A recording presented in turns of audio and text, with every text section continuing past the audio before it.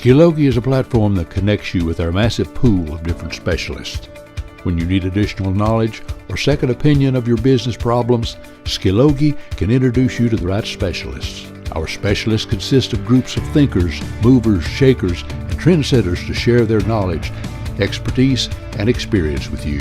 They have expertise, experience, and knowledge in specific areas you want to consult with, so you can gain powerful insight to act with confidence that comes from true clarity. Ask without fear.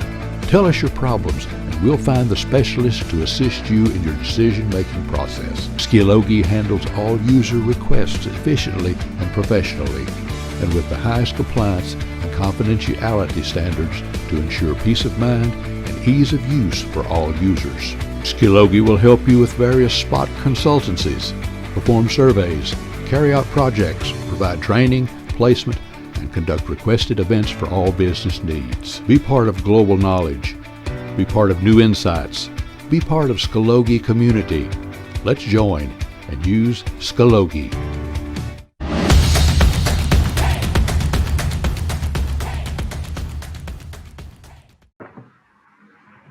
Selamat pagi semuanya. Kembali lagi dengan kami, Fanny Giovanni dan Jessica Yohana, dan kami dari Skillogy. Skillogy adalah platform yang digunakan oleh corporate dan para profesional untuk berkonsultasi secara langsung kepada para expert. Para expert ini kami namakan sebagai spesialis. Para spesialis ini adalah orang-orang yang mempunyai pengalaman, pengetahuan, dan keahlian tertentu di bidangnya masing-masing. Jadi, Skillogy merupakan platform untuk mempertemukan antara pencari informasi atau mereka yang ingin berkonsultasi dengan para spesialis itu sendiri, yang diharapkan mendapatkan jawaban atas permasalahan yang sedang mereka hadapi dalam dunia kerja, dunia usaha, maupun untuk keperluan informasi profesi. Konsultasi tersebut dapat dikembangkan nanti menjadi proyek-proyek yang dapat dikerjakan oleh spesialis untuk klien-klien corporate dan individu. Oke, terima kasih Bu Jessica.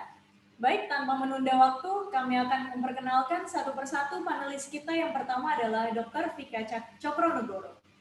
Dr. Vika Cokronegoro adalah Medical Aviation Medic yang bertugas untuk memberikan konsultasi mengenai penerbangan yang akan dilakukan oleh orang-orang yang sedang sakit. Sebelum menjabat sebagai Chief Executive Officer PT Flying Doctor Indonesia, Dr. Vika pernah menjabat sebagai manajer di Star Medevac. Beliau juga pernah menjabat sebagai Medical Coordination di Global Assistance and Healthcare dan sebagai Project Manager di RSCM. Selamat pagi Dr. Vika. Ya, selamat pagi semuanya. Terima kasih dokter sudah menyempatkan waktunya untuk webinar kali ini. Ya, sama-sama. Oke. Dan yang kedua adalah Dr. Theo Audianto. Dr. Theo Audianto saat ini menjabat sebagai dokter spesialis penyakit dalam di Siloam Info Village, Tangerang. Beliau memiliki spesialisasi di geometrik lansia dan pengobatan kanker lanjutan. Beliau menempuh pendidikan S1 di Universitas Indonesia, kemudian mengambil pendidikan spesialisasi di Universitas Pajajaran, serta menyelesaikan pendidikan doktoral di Universitas Hasanuddin. Selamat pagi, Dr. Theo.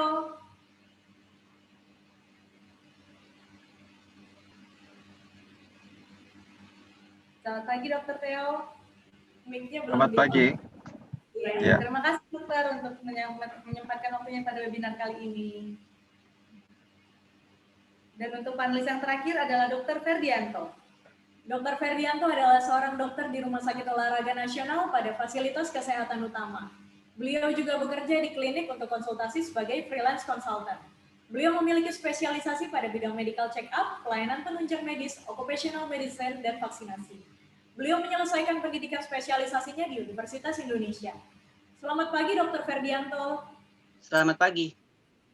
Ya, terima kasih juga dokter sudah menyempatkan waktunya untuk pagi hari ini. Ya, terima kasih.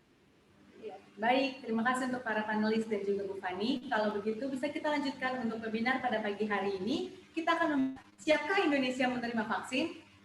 Sebelumnya saya akan mempersilakan para panelis satu persatu untuk menjelaskan tentang topik tersebut. Sesudah para panelis selesai menjelaskan, akan dibuka sesi tanya jawab di mana Bapak Ibu yang hadir bisa bertanya kepada para panelis dan akan saya berikan waktunya kepada para panelis untuk menjawab. Baik, Dr. Theo, bisa dimulai penjelasannya yang pertama.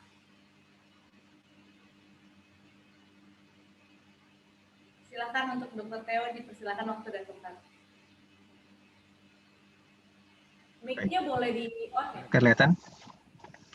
Sudah dok. Oke. Ya, kita mulai ya. Gambar ini menjadi gambaran kita sekarang ini ya. Tetapi kalau kita lihat gambaran ini menjadi polemik yang banyak ya, terutama bagaimana antisipasi kita atau pemahaman kita terhadap vaksin. Kesiapan kita untuk vaksin antara lain vaksinnya ready atau tidak. Kedua, apakah kitanya sendiri ready atau tidak ya, mau terima atau tidak. Berikutnya adalah sistemnya. Nah sekarang kalau kita lihat berapa yang kemarin ini seringkali ngecek awal-awal ada, tidak ada dan tiada, dan sekarang ini juga di dalam sistem sendiri masih terus berkembang bagaimana nanti delivery-nya.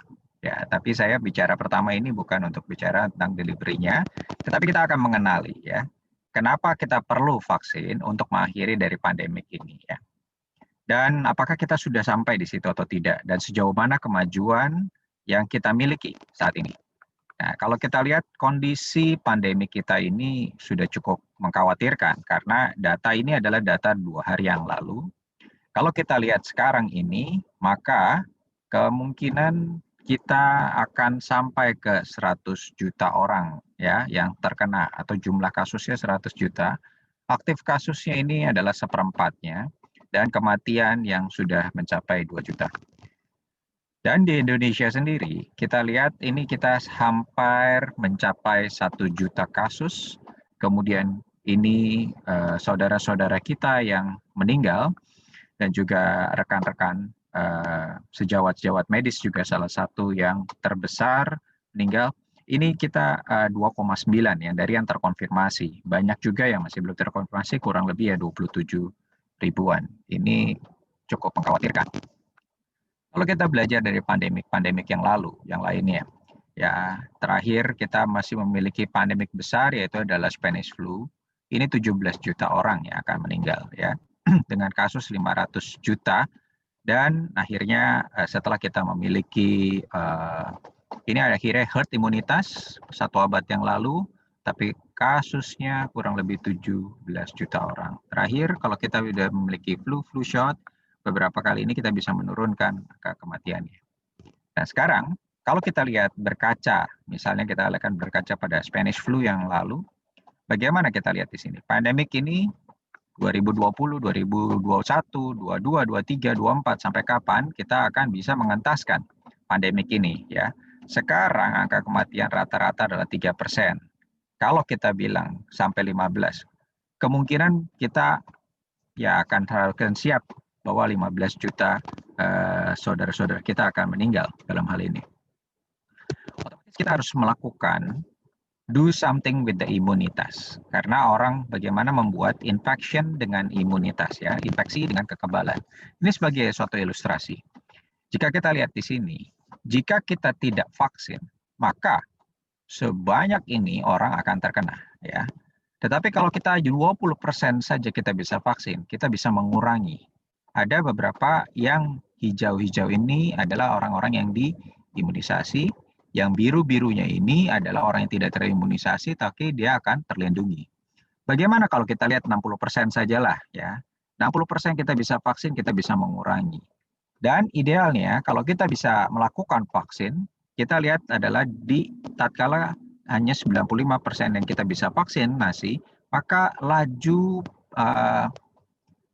infeksinya itu sangat-sangat turun sekali. Ini adalah secara teoritis yang kita harapkan dari vaksinasi. Nah, otomatis minimal kita untuk bisa sampai di sana dan mengurangi casualties-nya atau jumlah orang yang terkena dan yang meninggal, 60% kita harus bisa melakukan vaksinasi. Nah, sekarang ini berikutnya sedikit kita akan jelaskan kenapa sih kita perlu divaksin. Kita akan mendapatkan imunitas atau kekebalan. Jadi kalau ada virus masuk, bakteri masuk, atau kuman masuk, kita bisa melawannya dan kita tidak jadi sakit. Kita bisa mendapatkannya dengan aktif imunitas. Artinya kita memaparkannya dulu sebelum dia membuat kita sakit. Jadi kita membuat ini dengan induce ya, dengan menggunakan vaksin. Sedangkan ada juga yang kalau kita sakit saat ini, beberapa terapi ini juga diterapkan ya dengan memberikan imunoglobulin, antibodi atau plasma convalescence ya. Ada infeksi ya, Tetapi untuk mencegah infeksinya jadi lebih berat, kita berikan orang yang sudah memproduksi antibodi tersebut. Ini disebutnya pasif imunitas.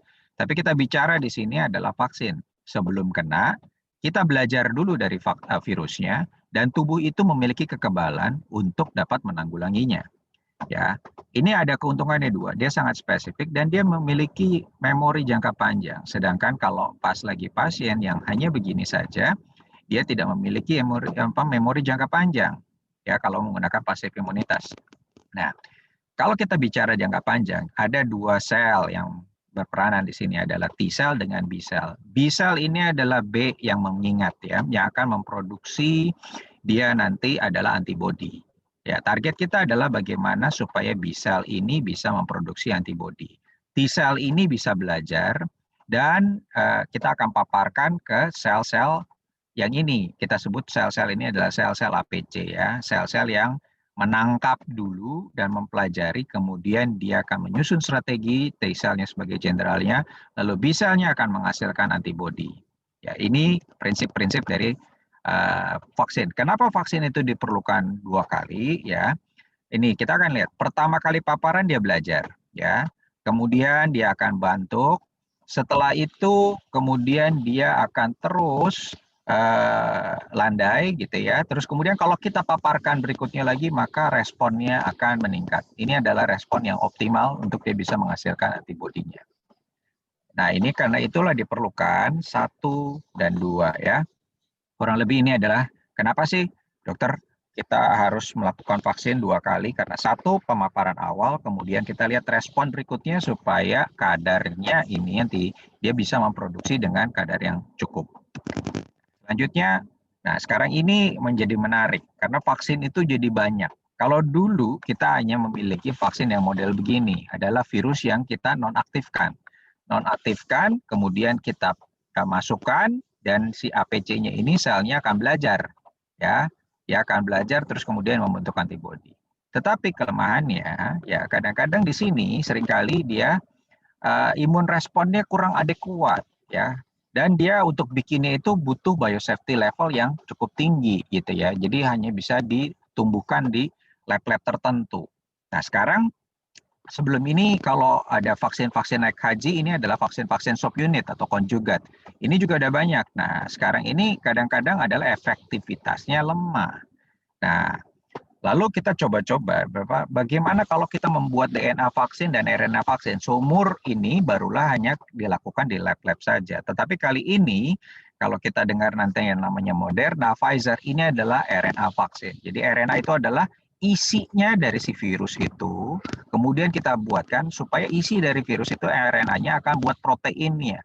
Protein yang diproduksi ini akan dikenali sama sel yang akan mengenalinya, lalu dia akan membuat sistem kekebalannya. Ya, ada juga yang ini teknologi yang cukup canggih, yaitu adalah memasukkan ya inti dari si ininya dengan menggunakan vektor atau virus yang lain sebagai cangkangnya. Tapi masalahnya nanti juga akan timbul ya gangguan terhadap virus yang lainnya atau menimbulkan reaksi terhadap virus yang lain. Ini ada menggunakan vektor ya. Dan ada juga sempat dilaporkan kemarin ada yang sempat timbul reaksi imun terhadap vektornya tersendiri. Ada juga DNA vaksin. DNA ini masukin ke dalam, baru DNA itu akan dirubah jadi RNA. Sampai titiknya adalah dia harus bisa mengenali protein yang diproduksi sehingga si sel ini akan bisa kenal protein dari si virusnya. Lalu kalau dari virusnya ini kita bisa kenali, maka dia akan membuat kekebalan. Kelebihan kalau belajar dari materi genetiknya ya dengan proteinnya, maka proteinnya cukup lengkap untuk bisa sehingga dia memiliki efektivitas yang cukup tinggi dengan RNA atau DNA vaksin ini. Nah, makanya kalau kita lihat Moderna dengan Pfizer itu memiliki efektivitas yang sangat tinggi, 90% ke atas. Sedangkan kalau yang inactive patient itu adalah sekitar 60 sampai 70-an% ya. Nah, ini adalah RNA vaksin khususnya ya. Kalau ini, jadi dia ada keping RNA-nya dimasukkan, lalu si virusnya itu akan membentuk ya protein-protein dikenalin nih sama sel daya tahan tubuh kita ya. Ini adalah sel yang pemakan besar gitu ya. Jadi dia makanin dulu dan dia mengenali, lalu dia baru dari T cell ke B cell baru dia bikin antibodinya ya, sehingga ini bisa menghancurkan virus-virusnya. Nah, sekarang kita masuk, ini adalah kemajuan yang sungguh luar biasa. Biasanya kalau kita bikin vaksin itu bisa bertahun-tahun. Tetapi ini kita dalam sejarah baru kali ini kita bikin vaksin dalam hitungan bulan ya. Kurang dari setahun sudah bisa mendapatkan vaksin yang bisa dipakai karena ada beberapa hal yang di-bypass ya. Dalam hal ini preclinicalnya ini sangat cepat sekali, dari animal langsung kita pindahkan kepada manusia, dan manusia itu langsung berjalan fase 1 dengan fase 2 dan fase 3. Yang kira ini kemudian beberapa negara sudah langsung terlibat dalam hal ini, dan kemudian bagaimana itu langsung bisa diaplikasikan. Nah, sekarang permasalahan dalam developing vaksin ini ya, ada antigenic drift ya, sehingga ini adalah yang dikenali atau yang duren-duren itu ya, spike protein yang ada di permukaannya yang bisa dikenali. Tapi karena antigenic drift ini letak untuk pengenalan terhadap imunoglobulinnya di sini ini rada kurang. Jadi ini adalah challenging ya. Kalau dia sangat aktif, maka di sini dia pasien-pasien itu akan bisa recover dengan baik. Masalahannya, apakah memang dari seluler imunitasnya atau respon dari sel T-nya yang kurang, dan kita akan lihat berapa lama sih imun sistem ini akan berlangsung gitu ya. Kita perlu 1 atau 2 dosis ya, saat ini kita sampai sekarang 2 dosis. Kita kenal si virusnya ini, yang bisa dikenalin adalah bagian S protein ini yang nempel, nanti dia di paru-paru, kemudian ini adalah S protein, gambaran cantiknya dari biologi molekulernya ya. Terus kemudian ini bagian-bagiannya. Ada beberapa bagian penting yaitu adalah DNA dengan RNA-nya ini ya. Dan virus ini adalah virus RNA. Jadi bagian ini yang penting ya. Nah, sekarang kita akan lihat bahwa domain ini sangat penting dan ini menjadi satu target ya, terutama protein ini akan dikenali dan protein ini yang sebenarnya akan ini. Nah, ada orang yang bertanya, "Oh, dokter, gimana nanti kalau ini mutasi?" Untungnya bahwa SARS-CoV ini mutasinya lebih lambat daripada influenza. Influenza aja yang kita siap hadapi bertahun-tahun ya, dengan kecepatan yang begitu cepat saja. Nah, ini ternyata mutasinya. Walaupun dia mengalami mutasi, tetapi jarang sekali dia mengalami mutasi yang sampai besar ya. Oke, jadi vaksin ini biarpun dia bermutasi, dia akan efektif. Nah, ini perkembangan dari traditional vaksin biasanya di animal lab yang panjang, tetapi kita bisa lihat ini dipercepat, sehingga kita lihat ini tahun demi tahun ada sekian banyak orang mencoba untuk membuat vaksin, ya lebih dari 50 pabrikan yang berlomba-lomba untuk melakukan hal itu. Tetapi kita lihat di sini ada yang tradisional itu adalah ada salah satunya Sinovac di sini. Ini Sinovac di sini, tetapi ini yang viral vector ya, beberapa yang AstraZeneca yang sempat dilaporkan timbul suatu adverse reaction yang begitu berat, sempat di-terminate tapi jalan lagi. Kemudian adalah Pfizer kemarin ini yang melepas yang launching publikasi bahwa 95% efektif. Nah, ini perkembangannya berbagai macam virus-virus ya. Nah, sekarang kalau kita lihat di sini adalah mana yang dia bisa potensial lebih baik adalah ketika dia bisa merangsang juga sel T-nya. Yaitu adalah yang mRNA vaksin model-model di sini. Sedangkan pada Sinovac ya, yang nanti saya akan jelaskan kelebihan-kelebihannya. Masalahnya yang kalau dia semakin canggih, tempat penyimpanannya juga semakin canggih, kulkasnya juga spesial. Biasanya vaksin itu kalau kita bisa bawa ke puskesmas, dulu para dokter ini adalah juru-juru vaksin, ya itu bawa cuma pakai termos, ya. Tetapi kalau yang begini ini bawa kulkas yang spesial dan dia tidak harus disimpan dengan suhu yang tinggi, ya yang sangat rendah ya, 70 derajat untuk yang Pfizer. Nah, permasalahan ya berikutnya, sekarang nanti untuk cold chain-nya yang nanti lebih dijelaskan, itu bagaimana sampai ke disuntikannya. Nah, itu jadi permasalahan. Jadi itu masalah logistiknya. Nah, sekarang kalau kita lihat ini adalah semuanya memang pada masa fase 3, tetapi ini tabrak terobosan besar untuk kita bisa menggunakannya real world atau masuk ke fase 4 post production itu di akhir tahun ini gitu ya. Nah, tapi sekarang ada beberapa yang concern. Ya, concernnya adalah di populasi tua. Nah, kemarin itu di berita-berita juga ada negara-negara yang memberi policy adalah dia mengutamakan untuk vaksin di lansia ya, hanya protection. Tetapi permasalahannya nanti akan terjadi polemik. Orang tua ini rentan. Permasalahan kalau divaksin cukup aman atau tidak. Dan membedakannya bagaimana? Kalau pasien itu terjadi penyakit atau kematian, apakah ini karena dari vaksinnya atau penyakitnya? Makanya sekarang yang akan dikenal adalah masalah frailty. Seberapa rentannya para lansia tersebut. Akhirnya kemarin itu di Norwegia setelah confirm adalah 23 itu bukan karena related to the vaccine, tapi memang kematian itu karena frailty ya. Jadi penyakit-penyakitnya yang sudah cukup banyak. Nah, pada anak-anak kenapa tidak didulukan? Anak-anak ini adalah low risk populasi. Terpaparnya dan angka kesakitannya kecil dan kemudian kematiannya juga kecil. Pasien-pasien yang komorbid ini memang yang harus dilindungi sama seperti lansia ini. Tetapi permasalahan kita tidak memiliki cukup data. Jadi makanya sambil berkembang juga kita akan kumpulkan data apakah ini cukup aman untuk para lansia atau tidak. Termasuk juga salah satunya pasien-pasien dengan autoimun ya. Nah, ternyata di balik itu sendiri pasien orang-orang yang sangat ini adalah yang satu lansia. Tetapi masalahnya di sini adalah orang-orang yang gemuk ini bermasalah ya. Ini angka hazardnya yang severnya berat atau kematian ini pada orang yang sangat gemuk sekali atau pada orang-orang gemuk yang di sini separohnya. Tetapi juga pada pasien-pasien yang mengalami gangguan ginjal dan diabetes. Ini yang menjadi concern kita.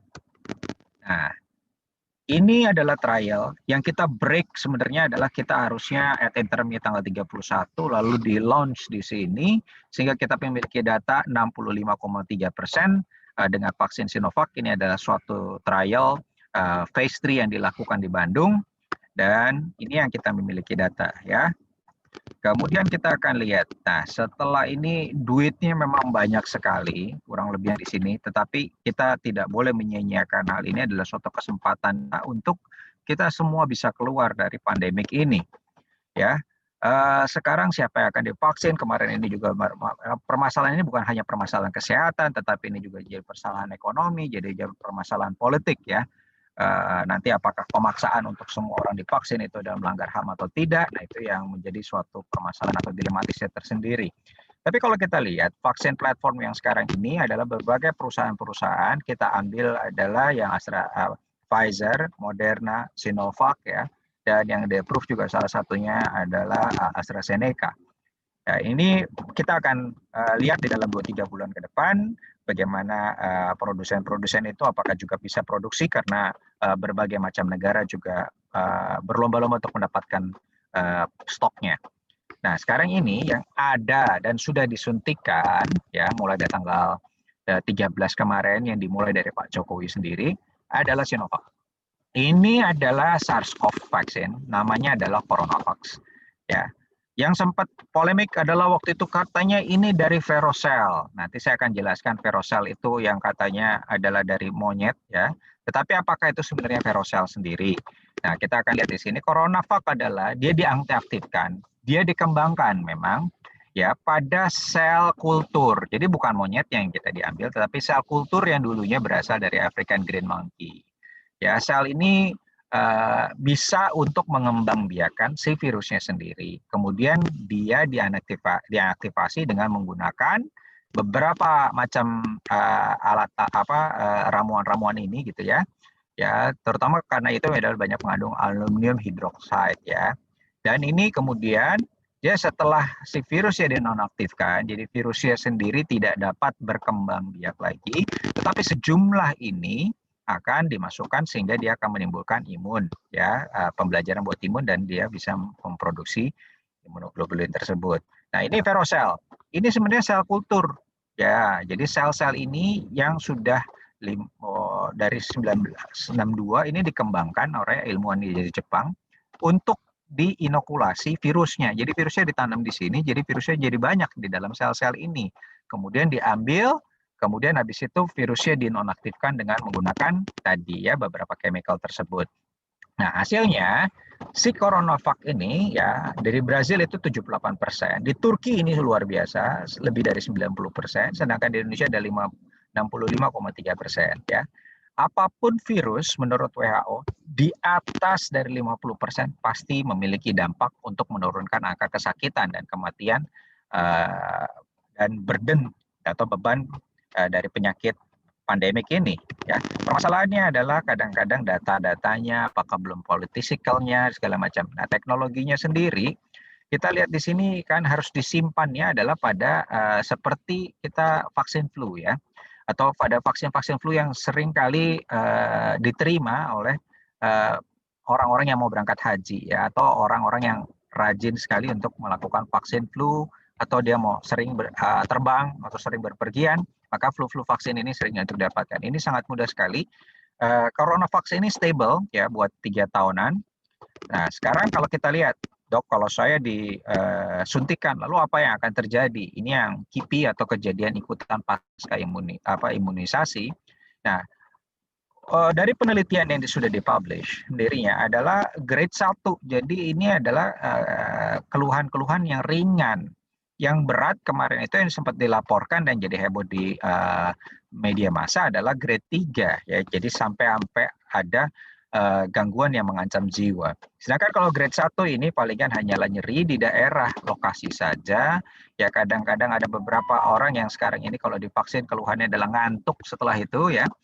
Atau ada beberapa lagi mual sangat jarang sekali, batuk juga jarang ya. Dan yang sampai gatal-gatal juga jarang. Kebanyakan masalahnya adalah nyeri dan salah satunya adalah ngantuk ya.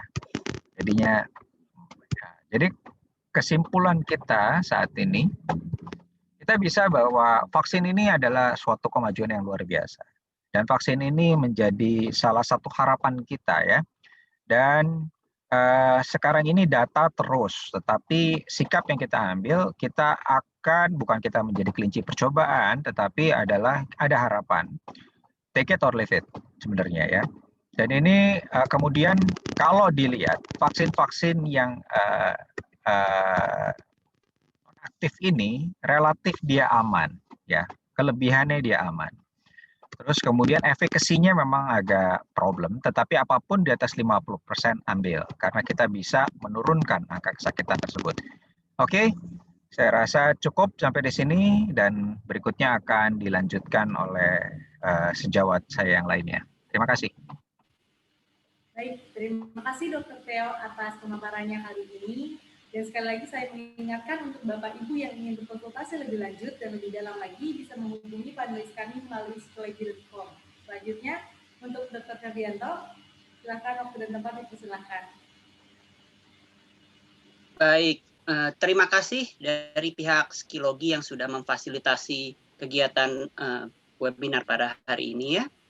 Sedikit saya revisi terkait tadi ada informasi tentang data saya. Mungkin lebih diluruskan aja sedikit, bukan spesialis medical check up ya, tapi spesialisnya untuk kedokteran okupasi. Tapi saya memang mengepalai untuk bidang medical check up di rumah sakit saya dan juga melaksanakan vaksinasi. Mungkin sedikit supaya tidak salah kaprah nanti adanya spesialis baru, spesialis medical check up itu tidak ada. Baik, kita akan mulai untuk presentasi saya hari ini. Mungkin saya agak sedikit lebih ringan dibanding tadi Dr. Theo sudah menjelaskan banyak sekali tentang vaksin ya, dengan gejala-gejala KIPI-nya juga sudah dijelaskan. Mungkin saya akan lebih ringan saja. Mudah-mudahan Bapak Ibu yang menyaksikan ataupun mengikuti acara webinar ini bisa mengerti terkait program pemerintah ya utamanya ya. Karena ini kan memang semua saat ini masih program pemerintah ya. Kita masih belum tahu nanti apakah akan ada vaksin mandiri apa tidak di belakangan. Ya, oke, baik. Awal kita akan mulai, saya akan coba share screen-nya dulu. Baik, silakan Dokter.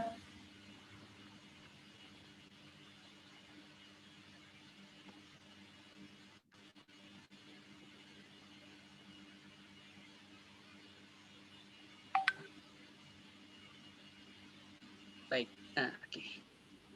Baik, kita mulai ya. Ini judulnya saat ini yang saya sampaikan adalah tentang program vaksinasi COVID-19 ya, program pemerintah ya sebetulnya ya. Dan harapan kita untuk produktivitas. Tentunya ini memang masih di tahap awal ya untuk vaksinasi ini, jadi kita juga Saya hanya menyampaikan tentang program pemerintah ya. Kalau nanti kita harus melihat perkembangannya dari vaksin-vaksin seperti yang tadi sudah disampaikan oleh Dr. Theo, yang sekian banyak dan dengan jumlah efikasi yang bermacam-macam, mungkin nanti kita akan lihat lagi karena saat ini memang yang dilaksanakan oleh pemerintah ya saat ini yang sudah agak banyak masuk adalah dari Sinovac ya. Baik, kita mulai. Ya, ini untuk ketenaga kerjaan kita saat ini ya. Di mana mulai dengan sejak ditetapkannya COVID-19 ya, melalui keputusan Presiden nomor 12 tahun 2020 sebagai bencana nasional ataupun bencana yang non alam ya. Sehingga mulai dilakukan kebijakan-kebijakan pemerintah terkait pembatasan aktivitas ya, termasuk pembatasan aktivitas di luar rumah ya. Hal ini dilakukan memang untuk mencegah penyebarannya. Kalau tadi dari presentasi sebelumnya sudah ada R-nya ya untuk angka penyebaran infeksinya, ya ini dengan harapan dengan menurunkan aktivitas di luar rumah dan pelaksanaan 3M yang sekarang diganti jadi 5M ya, semakin banyak juga menambahkan dengan menghindari kerumunan dan juga mengurangi mobilitas ya. Di situ kita harapkan untuk menurunkan infeksi COVID-19-nya ini kepada masyarakat kita. Ya. Ya, ini mulai dilaksanakan mulai dari pembatasan sosial berskala besar ya. Juga saat ini adalah pembatasan kegiatan masyarakat ya, PPKM ya. Yang kemudian diikuti dengan himbauan untuk belajar dan bekerja dari rumah ya, pembatasan untuk kantor juga untuk daerah-daerah yang zona merah malah saat ini 75% diharapkan untuk WFH ya, work from home ya. Kebijakan tersebut tentunya berdampak terhadap sektor ekonomi, terutama pada pekerjaan dan pendapatan. Baik, di sini adalah dampaknya pandemi terhadap ketenagakerjaan kita ya. Di sini ada survei dari Lembaga Ilmu Pengetahuan Indonesia ya, dan juga dari Badan Litbang Ketenagakerjaan Kementerian Ketenagakerjaan ya, dan juga Lembaga Demografi Fakultas Ekonomi Universitas Indonesia ya. Pada periode ini periode awal ya, pada saat awal dari pandemi 24 April sampai dengan 2 Mei ya, terhadap penduduk usia 15 tahun ke atas dengan jumlah responden kurang lebih 2.160 responden yang tersebar di 34 provinsi di Indonesia, maka didapatkan grafik seperti ini dari hasilnya ya, di mana dilihat di sini bahwa terdapat 39% ya usaha yang terhenti dengan 57,1% ya usaha yang mengalami penurunan produksi di sini. Juga ada sekitar 3,5% yang tidak terlalu terdampak. Ini tentunya di luar sektor kesehatan ya. Kalau di luar sektor kesehatan sebetulnya sih tidak terlalu banyak mempengaruhi, tapi untuk malah bebannya meningkat ya. Kalau di rumah sakit itu pasti akan meningkat karena terkait dengan jumlah kasus yang cukup tinggi ya di rumah sakit. Nah, dari sisi pekerja di sini juga adanya pemutusan hubungan kerja ya terhadap 14% dari pekerja yang di sini ya, di awal ini ya. Sehingga juga sebagian pekerja juga ada yang dirumahkan ya, ini juga mempengaruhi terhadap sektor ekonomi kita. Ya, ini di sumbernya dari Pusat Kajian Anggaran Badan Keahlian DPR RI ya. Ini di survei di awal yang saya sampaikan. Nah, ini terhadap ketenagakerjaan juga dari Kementerian Tenaga Kerja di sini menyampaikan bahwa hingga Juli 2020 terdapat pekerja yang dirumahkan ataupun yang di PHK itu mencapai 3,5 juta pekerja lebih ya.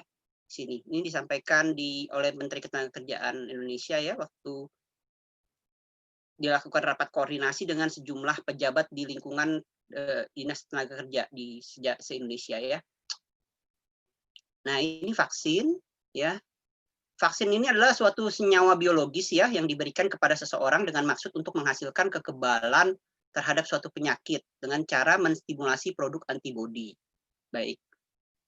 Terus umumnya mengandung suatu zat yang mewakili penyebab penyakit sehingga seringkali dibuat dari kuman ataupun virus ya. Saat ini virus kalau yang untuk yang Sinovac ini yang dimatikan ataupun yang dilemahkan ataupun yang tadi seperti sudah disampaikan ada dari RNA-nya, dari DNA-nya dan juga lagi dikembang-kembangkan yang lainnya juga ya teknik pembuatannya sehingga bisa ada pilihan yang beragam untuk vaksinasi ini. Saya tidak akan menjelaskan terlalu lengkap karena tadi sudah dijelaskan dengan sangat lengkap ya sebelumnya ya. Baik, ini tujuan vaksinasi di sini ya ada untuk membentuk kekebalan kelompok ya, atau yang tadi sudah disampaikan juga herd immunity ya, menurunkan kesakitan dan kematian akibat COVID-19, melindungi dan memperkuat sistem kesehatan secara menyeluruh, dan menjaga produktivitas dan meminimalkan dampak sosial dan ekonomi. Ini yang kita harapkan ya, memang kita masih mesti melihat nanti efeknya setelah vaksinasi ini berhasil secara nasional, baru kita harapkan ini bisa mengembalikan terhadap produktivitas kita kembali di Indonesia. Ini vaksinasi ya, ada proteksi spesifik terhadap individu yang divaksinasi dan membentuk kekebalan kelompok ataupun community protection. Ini juga sudah disampaikan, tadi sudah dikasih gambaran juga.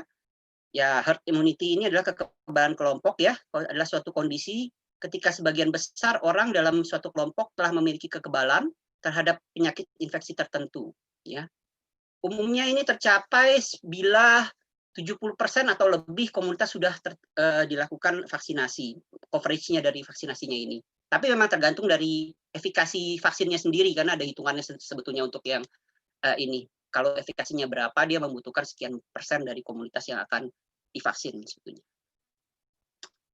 Nah ini karena saya lebih banyak akan membicarakan tentang program pemerintah dan juga tentang pelaksanaan vaksinasi dari pemerintah, maka saya menjelaskan ini dari Kementerian Kesehatan ya, roadmap-nya mereka penerapan untuk kelompok prioritas penerima vaksinasi, di mana pada vaksinasi periode Januari sampai dengan April 2021 itu diawali dengan yang sudah disampaikan tadi, petugas kesehatan ya. Petugas kesehatan itu yang tersebar di 34 provinsi itu kurang lebih jumlahnya akan mencakup 1,3 juta ya.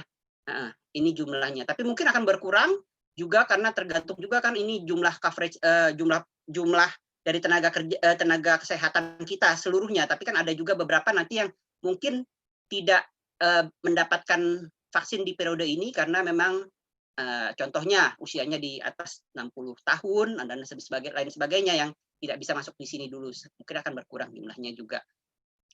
Untuk petugas publik kurang lebih 17,4 juta ya. Di sini nanti ada polisi, militer dan lain sebagainya yang akan masuk di sini yang bersentuhan langsung dengan masyarakat ya, petugas publik itu kurang lebih 17,4 juta. Dan lansia ini bergeser tadinya masuk juga ke periode kedua nanti untuk lansia bergeser. Ya, memang masih menunggu hasil uji klinik terhadap yang usianya di atas 60 tahun yang mulai dilaksanakan secara bertahap saat ini. Ya. Yang ketiga adalah masyarakat rentan ya. Di sini masyarakat yang dengan daerah resiko penularan yang tinggi akan ada mengcoverage akan divaksinasi sejumlah 63,9 juta masyarakat ya, dan masyarakat lainnya yang sesuai dengan ketersediaan vaksin di sini ada 77,4 juta. Nah, ini yang di awal ini yang program pemerintah yang menggunakan vaksin Sinovac ini usianya 18 sampai 59 tahun seperti tadi sudah disampaikan.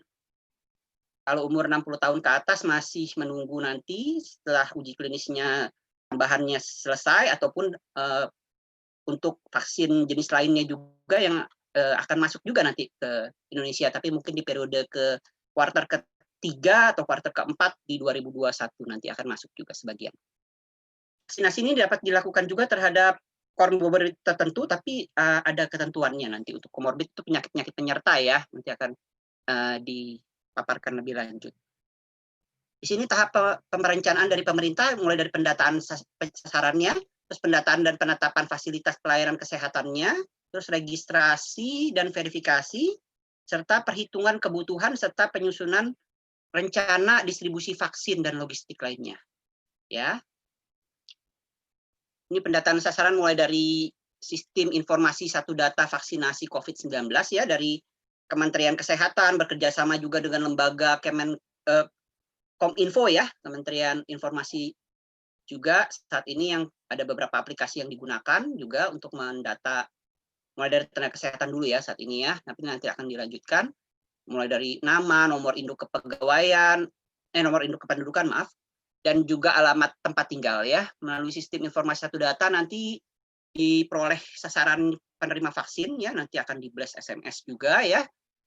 Nah, Kemenkes juga memperbaiki sistemnya karena kemarin itu masih ada beberapa yang ternyata seharusnya mendapatkan vaksin tapi belum mendapatkan SMS ya, nanti akan diperbaiki juga dengan sistem baru juga yang mempermudah karena memang saat ini sistem informasi kita juga masih diperbaiki untuk pendataan terhadap penerima sasaran vaksinnya ini. Terus terakhir adalah untuk penentuan jumlah sasaran ya melalui pertimbangan dari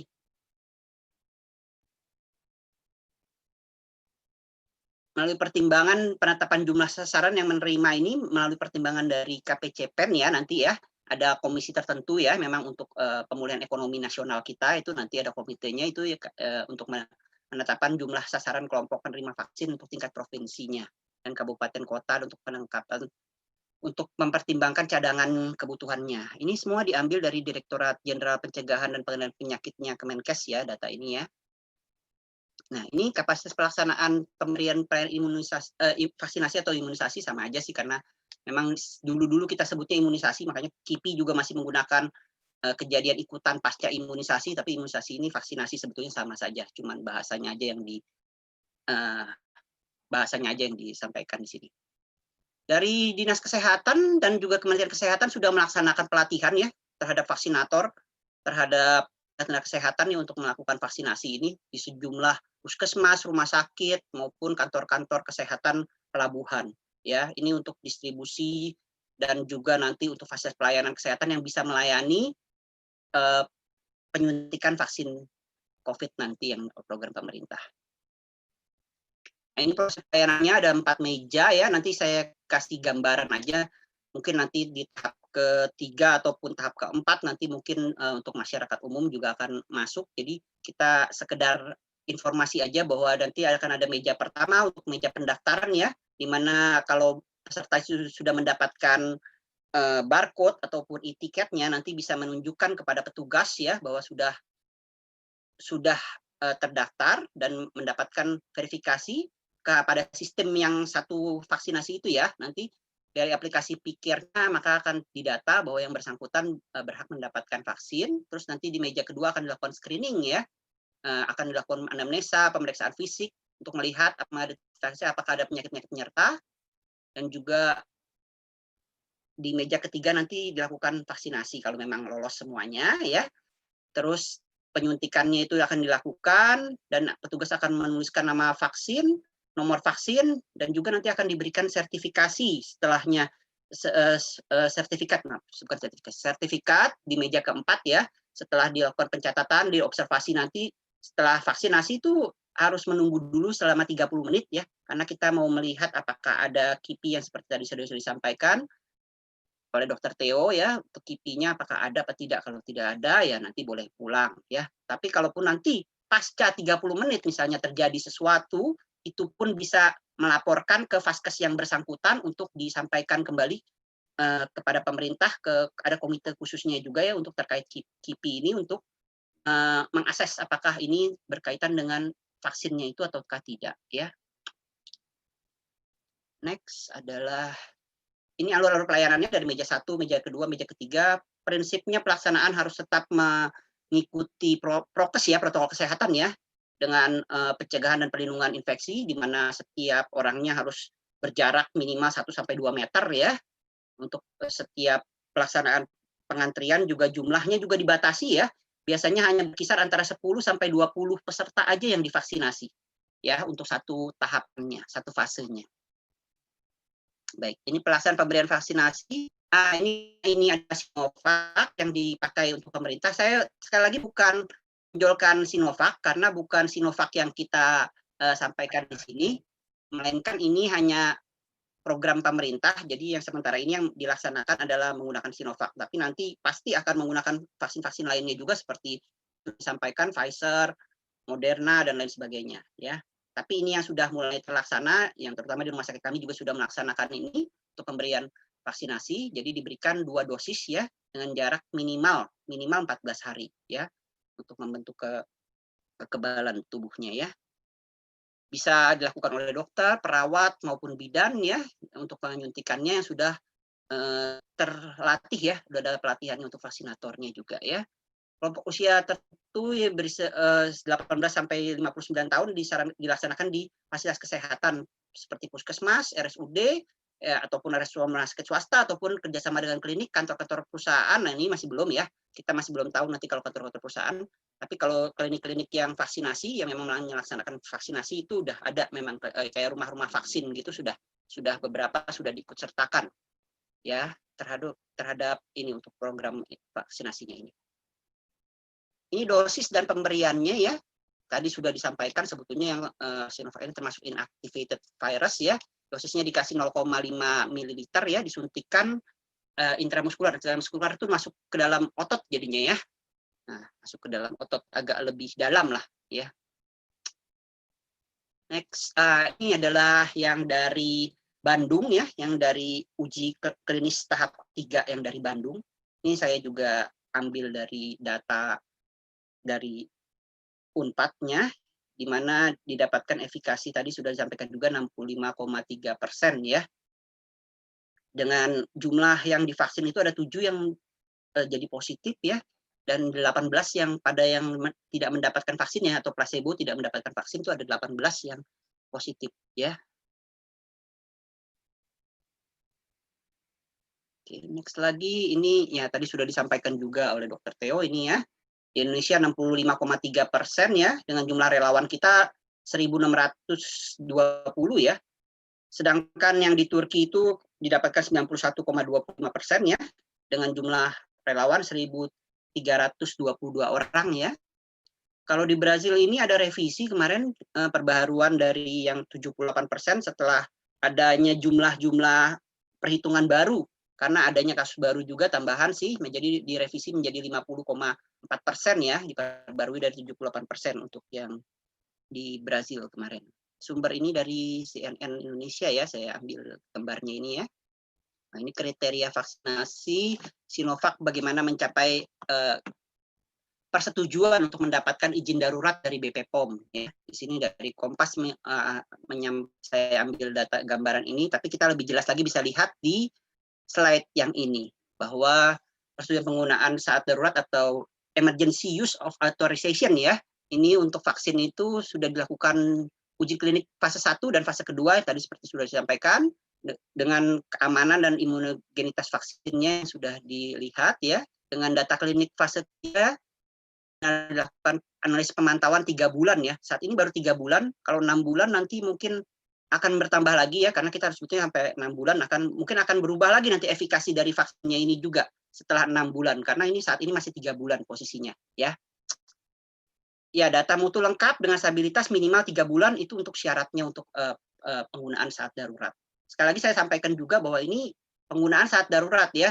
Memang seperti yang disampaikan oleh Dr. Theo itu, pengembangan vaksin itu memang panjang jangka waktunya. Karena ini memang karena kondisi pandemi saja, makanya ini dipercepat lah, karena kita membutuhkannya dalam waktu cepat memang.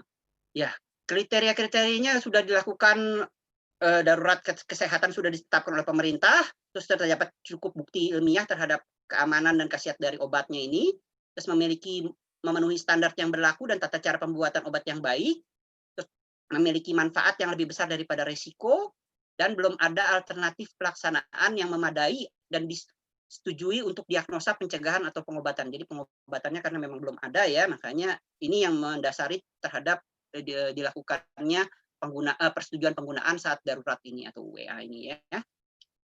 Seperti yang tadi disampaikan juga, kalau efikasi dari vaksin sudah 50%, itu sudah bisa mendapatkan UEA ini ya, untuk emergency use-nya ini ya, menurut WHO ya, menurut WHO. Jadi ini memang ada yang disampaikan oleh BP POM ya terkait penggunaan UEA ini. Nah ini untuk keputusan Dirjen Pencegahan dan Pengendalian Penyakit ya, di sini nomor 2 tahun 2021, di situ ada lembaran formatnya, dan ini juga digunakan pada saat screening.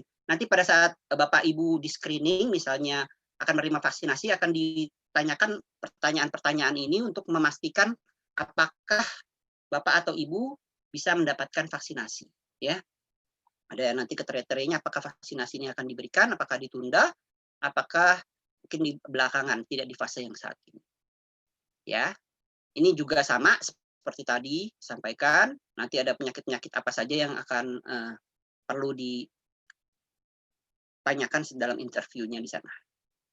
Ini saya ambil dari Perhimpunan Dokter Spesialis Penyakit Dalam ya, terkait kriteria inklusi itu kriteria apa saja yang bisa masuk ya, terus apa saja yang sementara ini ditunda dulu ataupun belum dianjurkan dulu ya. Tapi bukan berarti ini tidak bisa ya, tapi kita akan lihat lagi nanti di berikutnya. Ada beberapa hal yang harus kita sampaikan di sini, misalnya contoh memiliki penyakit komorbid tertentu ya, penyakit pemberat tertentu, atau wanita yang sedang hamil atau menyusui ya, punya riwayat alergi berat, ada gangguan darah ya, ataupun ada kelainan-kelainan penyakit kronis seperti gangguan ginjal, gangguan tekanan darah yang tidak terkontrol, ataupun penyakit gula darah yang tinggi seperti itu, dan lain sebagainya. Yang lain juga ada kejang dan lainnya yang bisa disampaikan juga di sini. Ya, ini referensi saya ya, diambil dari Kementerian Kesehatan, dari juga Perhimpunan Penyakit Dalam, juga dari buku saku dari vaksinasi, juga dari Dirjen P2P-nya Kemenkes dan juga dari BP POM untuk referensi saya. Mungkin itu yang bisa saya sampaikan. Terima kasih. Ini merupakan program pemerintah. Saya rasa memang kita perlu ikut melaksanakannya untuk memperbaikinya. Baik, terima kasih atas kesempatan yang disampaikan. Mungkin sekian dari saya. Terima kasih Dr. Ferdianto, materinya sangat bagus sekali dan juga bisa menambah wawasan kita ya. Dan untuk sekali lagi saya mengingatkan untuk Bapak atau Ibu yang ingin berkonsultasi lebih lanjut dan lebih dalam lagi kepada Dr. Theo, Dr. Vika, dan juga Dr. Ferdianto bisa menghubungi para panelis melalui skilogi.com. Oke, baik. Kalau begitu kita boleh persilahkan Dr. Vika untuk menjelaskan materinya, Dok.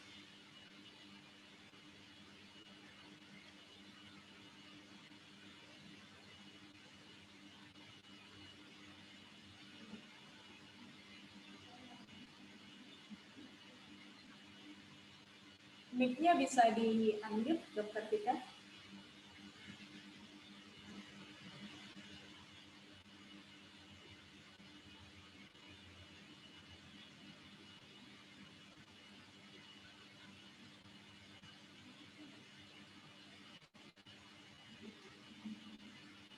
Halo, suara saya kedengaran? Ya, suaranya kedengaran, Dr. Vika. Oke. Selamat pagi untuk Dr. Theo, Dr. Ferdi, tim dari Skilogi, dan juga untuk teman-teman yang lain semuanya. Oke, terima kasih untuk materi yang sangat lengkap dari Dr. Theo dan Dr. Ferdi. Kita sudah belajar tentang bagaimana cara kerja vaksin. Kita sudah belajar bagaimana pelaksanaannya secara teknis lewat program pemerintah. Dan satu poin yang perlu kita angkat, yang perlu kita pikirkan di sini adalah bahwa ternyata lewat penelitian-penelitian sebelumnya, vaksinasi ini memiliki benefit atau keuntungan yang lebih besar daripada risiko.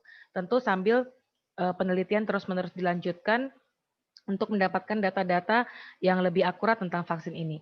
Hari ini saya akan membahas tentang vaksinasi COVID-19 ini dan juga hubungannya di dalam dunia penerbangan.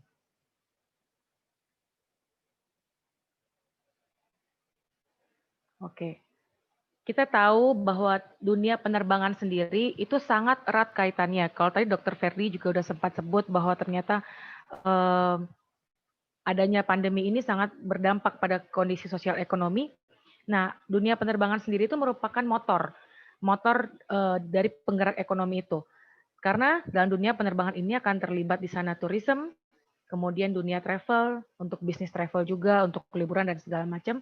Kemudian untuk pengiriman bahan-bahan baku dan hasil industri, dan kemudian ada terlibat dalam sana juga ada kargo.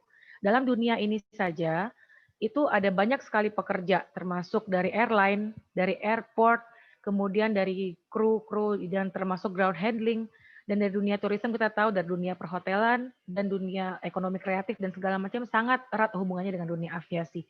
Dengan adanya dengan adanya pandemi COVID-19, maka aviasi ini, dunia penerbangan sangat terganggu. Dimana kita tahu sekarang kita mau terbang aja begitu banyak syarat-syarat yang harus kita penuhi. Dan banyak pekerjaan-pekerjaan yang menjadi korban.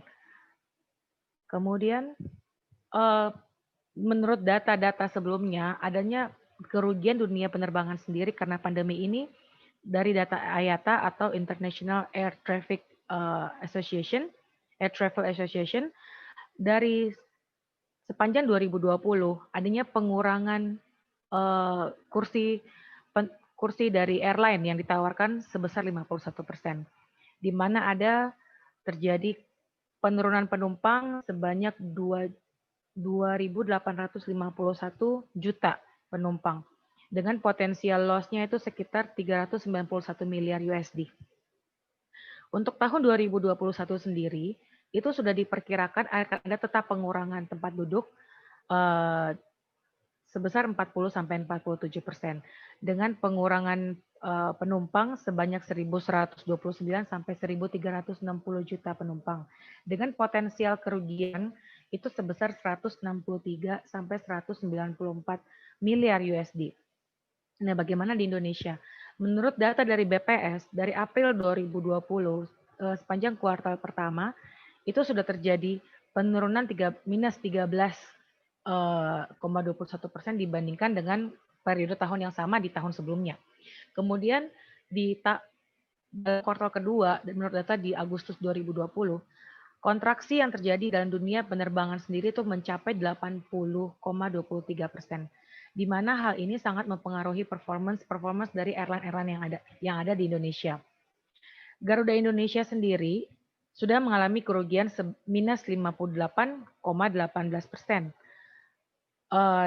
yang mencapai 10,2 triliun rupiah. Kita bayangkan aja dengan angka-angka ini, walaupun terlihat seperti angka-angka, tapi kita melihat bahwa begitu banyak orang yang terkena dampak dari kerugian-kerugian ini. Banyak karyawan di PHK dan banyak pilot dan pramugari juga dirumahkan. Lalu kemudian, dengan adanya vaksin, hal ini itu membawa suatu harapan baru untuk segera mengakhiri pandemi. Dan dunia penerbangan cukup berkontribusi besar. Sehingga banyak yang menyebut bahwa distribusi vaksin ini merupakan misi dalam penerbangan, aviation mission of the century. Karena kita tahu distribusi dari pabrik hingga ke daerah-daerah yang pelosok itu paling cepat caranya adalah dengan menggunakan logistik kargo dan pesawat. Nah, kemudian perkaitan erat antara vaksin dan aviation, tadi saya sudah sebut dari dunia logistik, kemudian dari dunia travel. Dunia travel kita tahu bahwa sekarang begitu ketatnya syarat seseorang penumpang untuk terbang. Nah, dengan adanya vaksin diharapkan ke depan dalam dunia kesehatan penerbangan itu bisa menjadi suatu solusi untuk mengurangi penyebaran dari COVID-19 ini. Dan dengan demikian diharapkan adanya pengurangan cost juga, karena kita tahu bahwa beberapa kali tes itu cukup memakan biaya. Kemudian untuk negara-negara tertentu saat kita masuk, jika kita bukan warga negara mereka, kita akan dikarantina dan itu cost-nya juga cukup tinggi. Hal ini dalam dunia penerbangan sendiri, terutama dalam dunia evakuasi medis, ini cukup menjadi beban yang besar karena akan menambah biaya pengobatan untuk pasien dan juga pendampingnya. Nah, kemudian dari logistik, tadi sudah cukup banyak disebutkan oleh Dr. Ferdi. Logistik dari vaksin, kita tahu tadi sempat belajar juga dari Dr. Theo bahwa ada beberapa spesifikasi syarat-syarat dalam distribusi vaksin ini, terutama suhu penyimpanan. Dan untuk itu, dalam kesiapan kita sebagai sebuah negara untuk distribusi vaksin ini, kita perlu melihat betul-betul apakah ada cold storage, gudang-gudang yang syarat suhunya sudah memenuhi supaya vaksin tetap baik dan tidak jadi mubazir saat disuntikan, tetap bisa menimbulkan respon imun yang kita inginkan. Kemudian freezer, apakah thermal box sudah ada, dan juga untuk vaksin yang terutama yang ultra low temperature seperti yang Pfizer yang perlu minus 70 derajat Celcius, itu perlu banget ada temperature sensor. Nah, satu hal yang perlu kita perhatikan dalam dunia penerbangan, distribusi vaksin ini, terutama yang ultra low temperature, itu diperlukan dry ice. Dry ice ini kan merupakan, jika dia tersublimasi dalam dunia penerbangan, dalam pesawat, itu akan menjadi gas CO2 yang sangat membahayakan, terutama untuk kru. Nah, untuk itu, dalam kesiapan kita untuk distribusi vaksin, kita perlu untuk berkoordinasi dengan airline, terutama dalam pemenuhan syarat berapa maksimal dry ice yang bisa dibawa. Nah, jika semua hal ini bisa tersedia dan kita siap, nah mau tidak mau untuk menanggulangi pandemi, untuk bersama-sama kita mengakhiri pandemi ini, kita harus untuk siap. Untuk travel, sesudah adanya vaksin, terutama bila program pemerintah ini sudah selesai, pertama, dengan adanya vaksin, dunia dari traveler-traveler di seluruh dunia sudah menunjukkan adanya optimisme. Kemudian untuk sekarang masih banyak negara-negara yang masih menutup border, sehingga mungkin mempersulit kita untuk medical check up, untuk kita mendapatkan medical treatment, ataupun untuk bisnis akhirnya akan kembali dibuka. Kemudian berikutnya bisa saja sertifikat vaksin itu akan menjadi new travel document yang harus kita perlihatkan saat kita akan melakukan international travel. Kemudian karena ini merupakan vaksin yang masih baru dan masih banyak penelitian yang harus dilakukan, maka tetap tes dan masker harus kita tetap pakai. Kemudian untuk flight schedules, walaupun sekarang sudah mulai sedikit menunjukkan perbaikan, kita harus melihat bahwa ya untuk mendapatkan tingkat penerbangan yang sama seperti 2019 sebelum pandemik tetap akan memerlukan waktu yang berjangka. Nah, untuk menanggulangi sebagai respon IATA atau International Air Travel Association yang berkaitan dengan vaksin, maka IATA ini akan membuat suatu platform, suatu yang dalam bentuk aplikasi yang disebut dengan IATA Travel Pass. Ini akan di dalam sana akan ada Global Registry of Health Requirement. Jadi kayak apa yang dibutuhkan suatu negara saat kita akan masuk ke sana. Kemudian akan ada di situ Global Registry of Testing atau Vaccination Center. Akan ada data-data di mana kita bisa melakukan vaksin dan juga lab yang terdekat yang akan terdaftar di dalam satu platform itu untuk memudahkan kita. Dan kemudian ada lab app di mana di sana sudah akan terdaftar juga berbagai lab yang mendapatkan authorization kalau yang memenuhi standar untuk melaksanakan lab terutama yang berkaitan dengan diagnostik COVID-19. Dan kemudian ada juga digital passport module. Ini yang kedepannya mungkin akan kita butuhkan untuk melakukan international travel. Dan di sini juga terdapat peran pemerintah terutama dalam mendaftarkan turut berkontribusi mendaftarkan data-data yang kita perlukan saat turis akan masuk ataupun ada orang yang akan berobat ke negara kita. Dan juga apakah dari segi lab dan juga dari vaksinasi center kita sudah siap. Oke, dari segi penerbangan, dari menurut pendapat saya sendiri, untuk menjawab pertanyaan apakah Indonesia siap untuk vaksin. Yang pertama sudah jelas kita perlu untuk dari public participation. Jadi ya kita sebagai masyarakat kita mencari informasi dari sumber-sumber yang bisa dipercaya, bukan dari hoax-hoax. Karena kita tahu bahwa tentang vaksin ini begitu banyak teori-teori konspirasi yang beredar. Nah, sebagai public partisipasi kita untuk mensukseskan program pemerintah ini, yang pertama kita harus mencari informasi yang benar. Kemudian dari segi pemerintah juga perlu diberikan data transparansi untuk meyakinkan masyarakat bahwa memang vaksin ini aman. Dan kemudian yang terakhir dari segi penerbangan adalah untuk kesiapan logistik dari kita sendiri. Apakah tadi syarat-syarat penyimpanan, syarat-syarat distribusi dalam penerbangan seperti apa, semuanya sudah terpenuhi. Hanya itu dari saya. Bila ada pertanyaan, boleh tolong dituliskan di chat. Terima kasih. Baik, terima kasih Dr. Vika untuk pemaparannya pada materi kali ini. Sekali lagi saya ingatkan, untuk Bapak Ibu yang ingin berkonsultasi lebih lanjut dan lebih dalam lagi, bisa menghubungi para panelis melalui skillogy.com. Nah, selanjutnya mungkin kita sudah memasuki waktu untuk tanya jawab. Di sini sudah ada beberapa pertanyaan yang diberikan oleh para attendees kita semua. Mungkin sudah ada 2 pertanyaan juga yang sudah dijawab oleh Dr. Theo. Boleh saya bacakan. Yang pertama, mengapa WHO menetapkan efikasi vaksin hanya 50%? Bukankah itu terlihat kecil?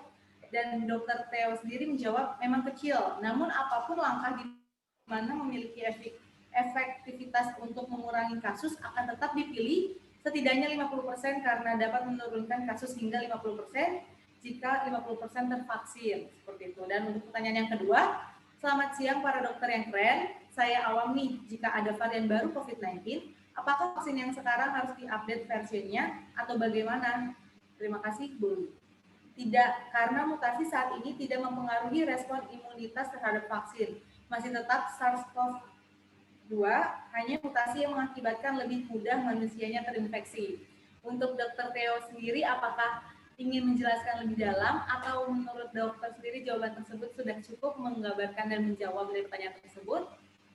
Sudah cukup. Baik dokter, terima kasih. Untuk Dokter Vika dan Dokter Ferdianto, apakah ingin menambahkan lebih dalam mengenai pertanyaan tersebut?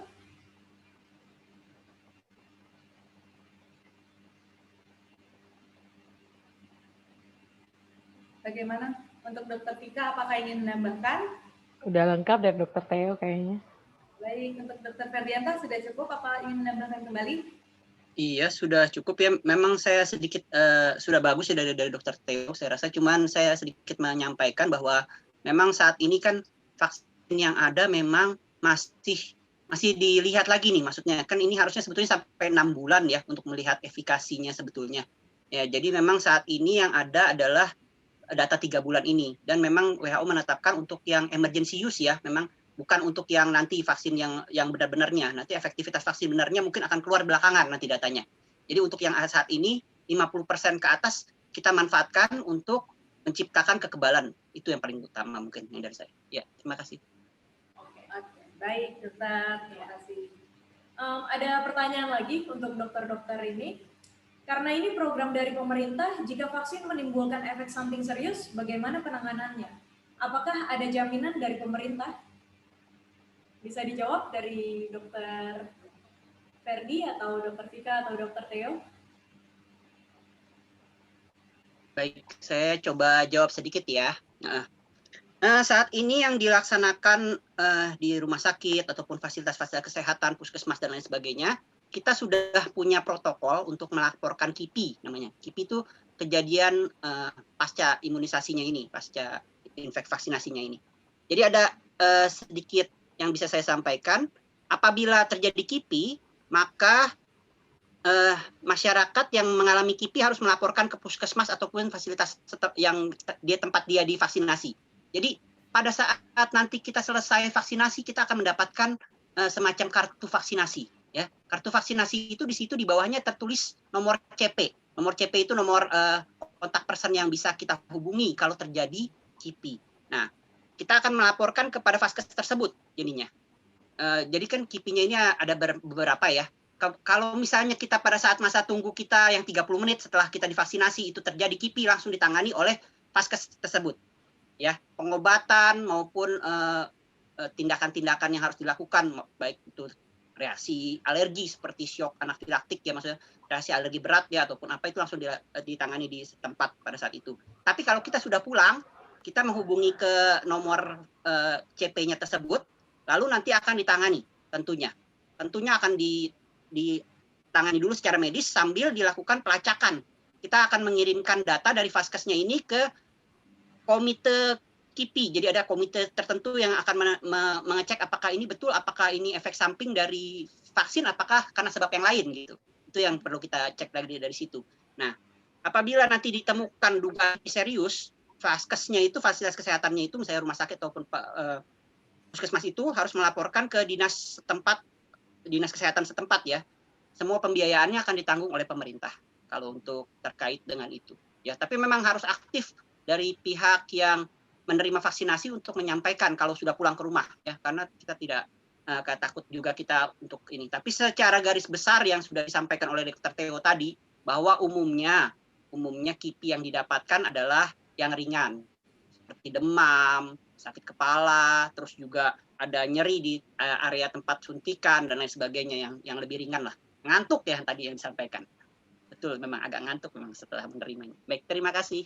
Itu dari saya. Ya, Mungkin bisa ditambahkan dari Dokter Theo atau dari Dokter Vika. Kalau dari Dokter Theo dan Dokter Vika, apakah ada yang ingin ditambahkan? Saya rasa sih cukup. Memang pada dasarnya ya kalau lihat ini program pemerintah, memang ya kan pemerintah. Otomatis ini yang nantinya kita perlu untuk seleksi kasus-kasus mana. Nanti kadang-kadang juga hati-hati sekali karena itu yang pertama kali masih di praktisi medis. Ini aja praktisi medis aja kemarin ada sempat viral juga, ada habis disuntik terus pingsan, terus habis itu nanti macam-macam. Ya ini orang-orang medis gitu loh ya. Belum lagi netizen kita ini mempengaruhi apa ya, jadi perspektif ya, apa wacana publik itu yang menjadi viralnya ini bertarungnya bukan hanya dengan virus COVID, tetapi viralnya juga hoaxnya dan yang lain-lainnya. Otomatis kalau kita lihat dari sini, kita melihat, menganalisa bahwa kasus KIPI-nya relatif kecil. Saya sendiri juga sebagai penanggung jawab KIPI di daerah Banten ini, ya kita sama-sama saja. Sejauh ini sih belum ada yang dilaporkan ya dari Banten yang sudah mulai berjalan. Oh, begitu ya dokter. Untuk Dokter Vika, apakah ingin menambahkan? Enggak, saya rasa cukup. Baik. Nah, untuk menyambung pertanyaan Pak Lukas tadi, ini ada pertanyaan dari Bu Wiwin. Bagaimana orang-orang yang alergi obat, apakah tetap dapat menerima vaksin? Mungkin maksudnya di sini, bagaimana untuk orang-orang yang alergi obat, apakah ada yang mempengaruhi? Bisakah mereka tetap menerima vaksin atau bagaimana seperti itu? Karena kan di sini juga samping mungkin. Ya, saya jelas. Reaksi alergi, ya itu kalau untuk yang vaksin Sinovac ini relatif kecil, jadi masih tetap boleh untuk menerima vaksin. Hanya kita lihat yang beberapa bermasalah itu adalah pada vaksin-vaksin konjugat ya. Tapi orang-orang autoimun yang memiliki riwayat-riwayat alergi ini yang sedikit kita perlu lihat lagi nanti dari data besarnya terhadap vaksin-vaksin yang jenisnya lain ya, otomatis yang baru-baru ini. Sebelumnya kita nggak pernah punya vaksin model-model begini ya, mRNA vaksin dan yang lain-lainnya. Tetapi kalau untuk konvensional vaksin sekarang yang tradisional ini, kita lihat dari data yang sudah ada bahwa hypersensitivity-nya sangat-sangat kecil. Otomatis aman untuk bisa diberikan pada pasien yang alergi, walaupun nanti tetap pencatatan itu terhadap alergi itu akan dicatat dengan ketat ya. Oke, baik. Ada lagi pertanyaan berikutnya dari Ibu Maulina. Jika dari proses screening banyak masyarakat yang masuk dalam kategori tidak menerima vaksin atau ditunda, apakah hal ini... Sebentar. Oh, ada lagi yang bertanya. Oke. Jika dari proses screening banyak masyarakat yang masuk dalam kategori tidak menerima vaksin atau ditunda, apakah hal ini akan mempengaruhi keefektivitas penggunaan vaksin untuk memitigasi angka mortalitas pandemi COVID-19 ini? Oke, saya bantu untuk jawab ya. Saya kasih gambaran ilustrasi demikian.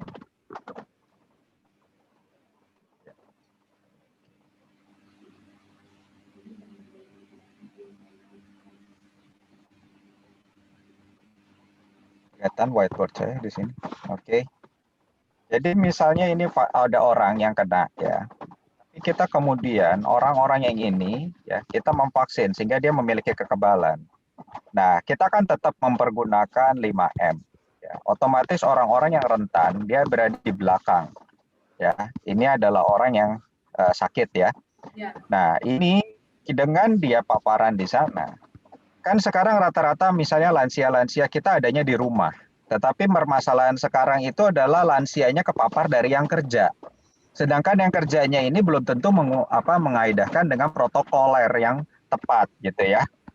Nah, setidaknya petugas medis yang sekarang walaupun heboh banyak yang meninggal, banyak yang mati, segala macam dan yang lain-lain, tetapi angka transmisi di dalam rumah sakit itu relatif kecil dibandingkan dengan dunia kerjaan yang lain. Nanti mungkin Dr. Ferdianto bisa lebih jelaskan karena setahu saya sejauh ini adalah yang bisa menerapkan protokol kesehatan lebih tepat itu adalah kalau di ranahnya rumah sakit. Rumah sakit orang nggak ada yang berani untuk lepas masker setidaknya. Tapi kalau di tempat lain itu begitu makan, begitu apa segala macam ini permasalahan kepatuhan itu akan bermasalah. Nanti kalau memang ini divaksin, dia memiliki kekebalan. Maka yang di rumah-rumahnya ini, orang-orang yang sekarang ini terkena dan relatif rentan, yang kemungkinan juga meninggalnya tinggi, itu bisa terproteksi dengan ada kita membentuk benteng yang di depan ini. Ini adalah secara teoritisnya. Oke, baik. Terima kasih Dokter Theo penjelasannya. Berarti secara tidak langsung mungkin bisa dibilang orang yang terkena vaksin ini menjadi perisai untuk orang yang tidak menerima vaksin ya Pak Dok? Betul. Jadi mungkin memang memberikan efektivitas yang cukup untuk masyarakat Indonesia sehingga mungkin lebih baik kita memberikan penjelasan lebih baik lagi mengenai vaksin agar masyarakat Indonesia, kalau pada saat ini kan banyak yang mendapatkan sugesti-sugesti dari media sosial seperti yang Dokter Theo tadi sebutkan, sehingga banyak masyarakat juga yang belum percaya untuk diberikan vaksin. Ada juga yang hoax mengenai vaksin itu vitamin C dan lain-lainnya. Itu bagaimana dokter kalau mengenai hal itu? Apakah sudah bisa dibuktikan secara faktual sehingga masyarakat bisa percaya kepada vaksin tersebut sendiri? Ya, satu kan kemarin sudah dijelaskan juga, terutama yang suntik itu kan adalah guru saya sendiri dari PAPDI, penyakit dalam. Itu vaksin itu memiliki barcode dan memiliki yang di sana, itu yang disesuaikan. Dan setiap orang yang memiliki itu ada kode registrasinya. Jadi memang itu sudah jelas-jelas emang itu benar vaksinnya. Orang sekarang ini memang kadang-kadang terlampau bebas untuk berpikir ya, tetapi harus juga pakai logika nampaknya. Betul dokter. Oke, kita lanjutkan ya dokter semuanya.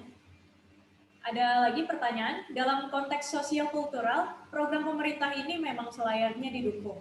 Namun kepercayaan masyarakat terhadap pemerintah, terutama ketika ada kasus korupsi dan sebagainya, dan ada wacana vaksin mandiri, membuat pemerintah Presiden Jokowi untuk menggratiskan vaksin bagi semua masyarakat seakan jadi mentah. Banyak lembaga swasta atau organisasi private ingin segera didahulukan vaksinasi. Tentunya dengan tambahan biaya. Bagaimana nantinya ketersediaan vaksin di masa depan? Apakah mencukupi? Terima kasih.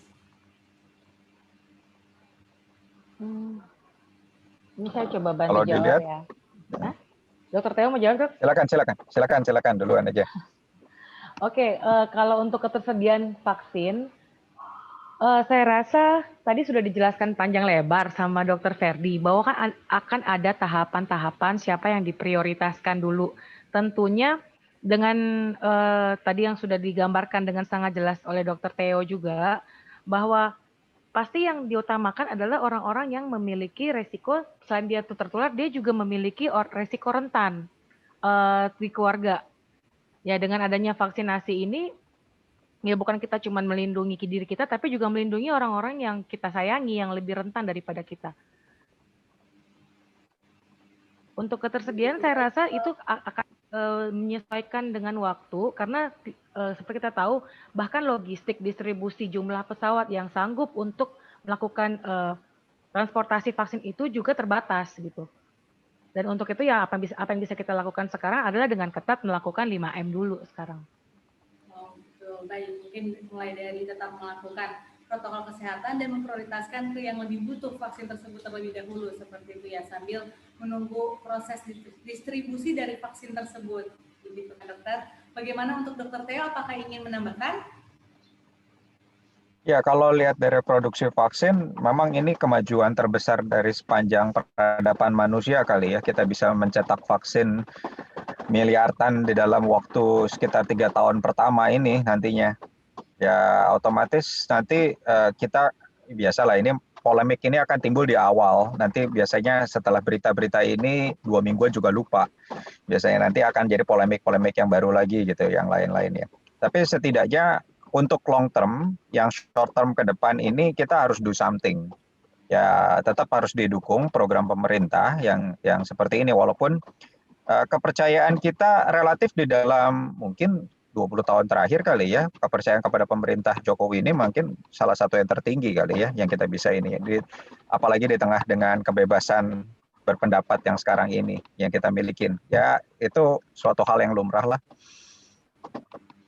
Oh begitu dokter. Baik, mungkin ada lagi pertanyaan dari Ibu Hanifah. Saya tambahkan sedikit boleh? Apakah boleh dijelaskan dengan bahasa yang bisa memahami kami, kenapa pengidap autoimun tidak bisa menerima vaksin ini? Mungkin di sini kan kami terbuka secara umum, mungkin banyak masyarakat umum tidak mengerti mengapa pengidap autoimun tidak bisa menerima vaksin. Apa yang dimaksud dengan autoimun juga? Mungkin boleh dijelaskan Bapak Ibu Dokter? Oke. Sekarang ini kita memikirkan untuk safety ya, karena pasien-pasien autoimun ini ada populasi yang unik ya.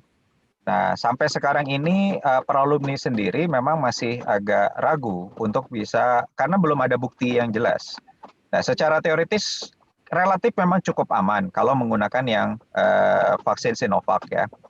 Tetapi kita karena kekurangan bukti, kita tidak bisa menjamin nantinya kalau memang autoimun itu diberikan, ada ininya, kita harus pelajari dulu kasus per kasusnya. Dan kita untuk memastikan bahwa sekarang ini yang kita berikan adalah pada orang-orang yang satu, kemungkinannya dia akan efektif. Jadi permasalahan ke lansia itu kalau diberikan nggak jadi kebal. Ya disuntik masih syukur nggak jadi masalah gitu ya.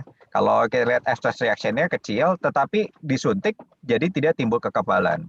Otomatis kita akan memberikan kepada populasi di mana dia di usia produktif memiliki paparan yang cukup tinggi dan dia akan respon terhadap kekebalan sebagai nanti perisai yang tadi saya gambarkan itu. Ya. Itu sederhananya begitulah.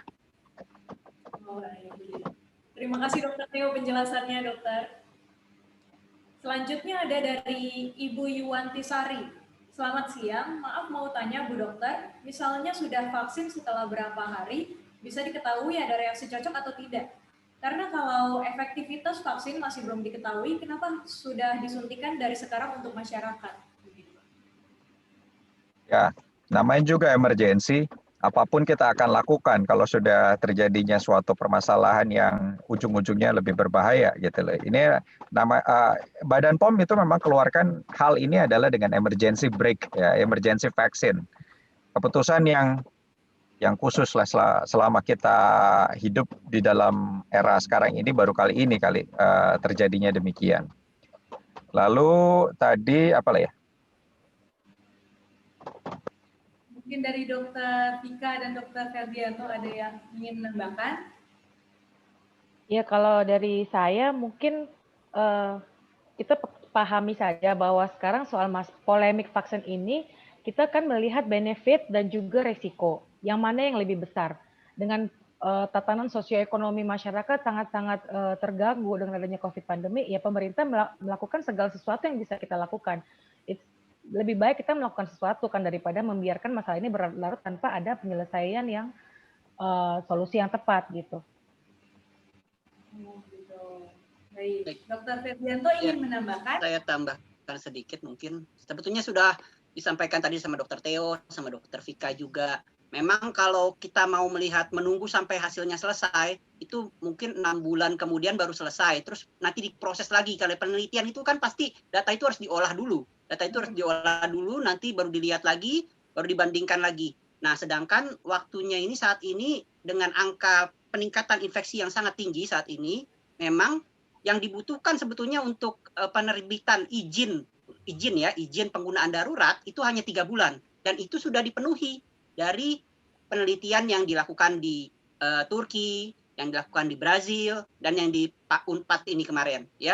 Ya, jadi untuk jangka pendeknya efikasinya bukan berarti kita tidak tahu sama sekali, tapi kita tahu untuk yang efikasinya jangka pendeknya. Tapi tentunya memang untuk efektivitasnya secara jangka panjang itu yang memang akan dilihat lagi nanti. Mungkin itu yang tadi saya tambahkan. Jadi bukan berarti kita juga maksudnya program pemerintah ini tanpa dukungan data. Ada dukungan data, tapi nanti tentunya akan diperbarui lagi datanya setelah penelitiannya rampung gitu. Itu mungkin gambarannya.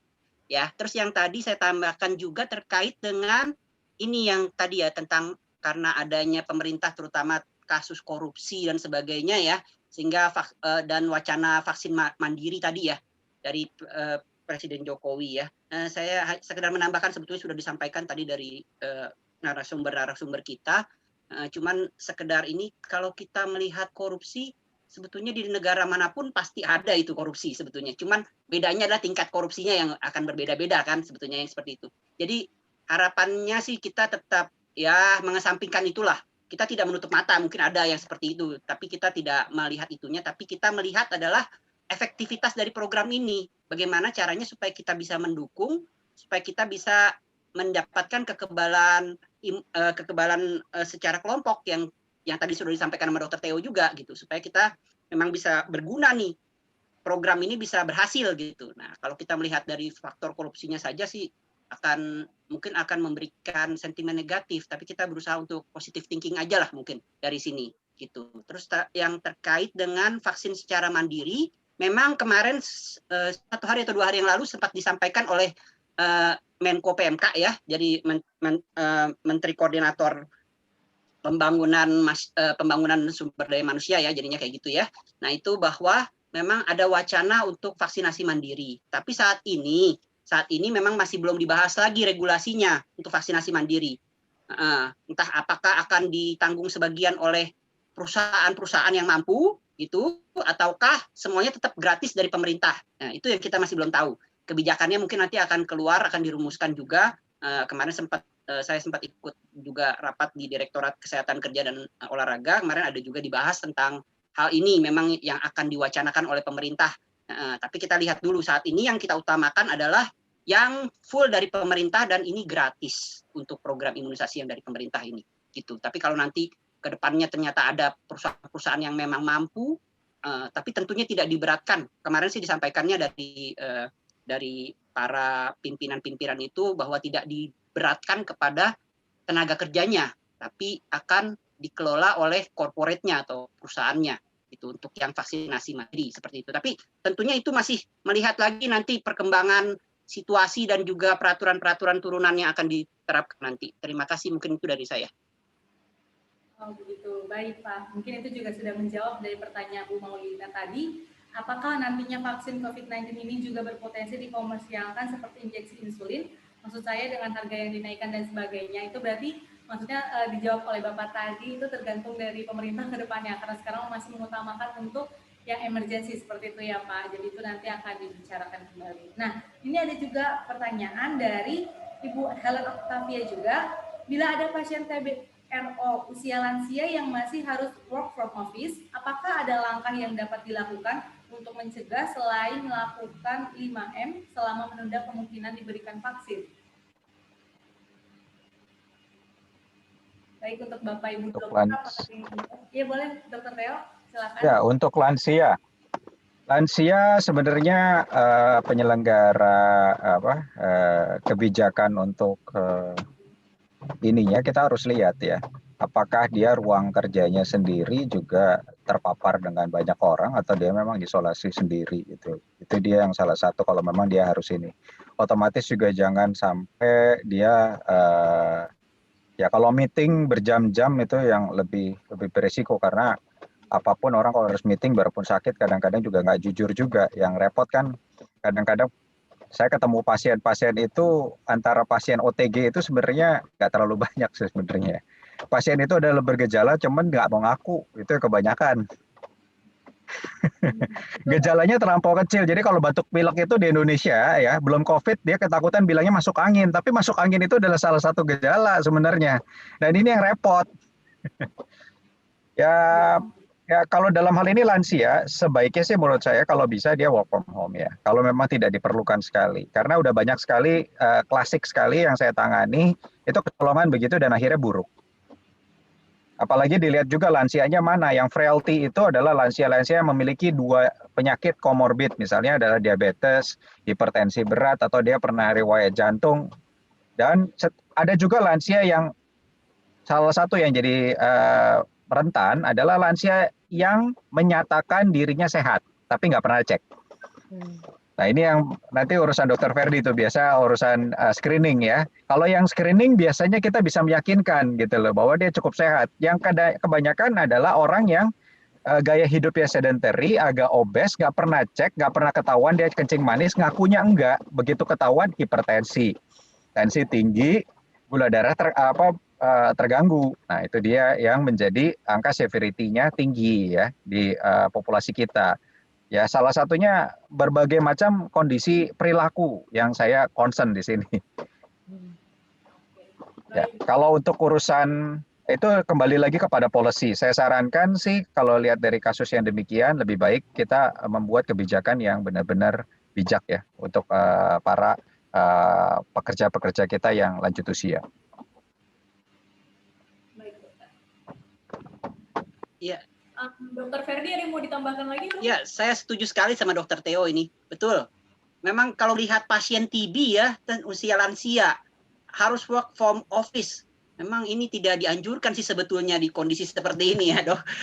Memang ya, pertama kita harus pastikan dulu TB-nya gimana. Udah dapat obat nggak? Kalau TB-nya sudah terkontrol, sudah dapat obat minimal, dia 2 minggu untuk menurunkan efektivitas dari si MBTA-nya ini supaya tidak lagi positif ya MBTA-nya ya. Maksudnya BTA bacil tahan asamnya ini supaya tidak lagi positif itu minimal 2 minggu dengan pengobatan yang teratur itu. Kalau dia tidak yang TB resisten ya. Kalau TB resisten otomatis lebih panjang lagi waktunya.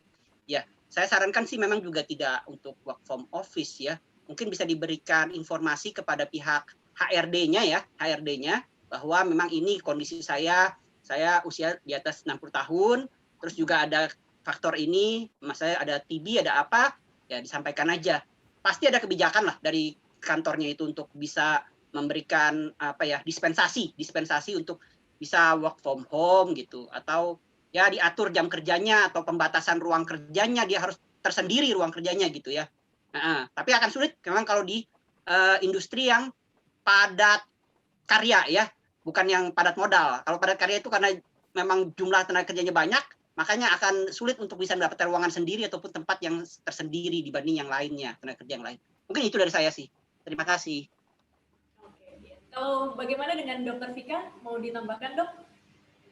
Saya setuju aja, memang sebenarnya kalau lansia ya kalau itu ya harus sebaiknya sih WFH, apalagi dengan kondisi sekarang gitu, namanya juga emergency kalau kata Dokter Theo.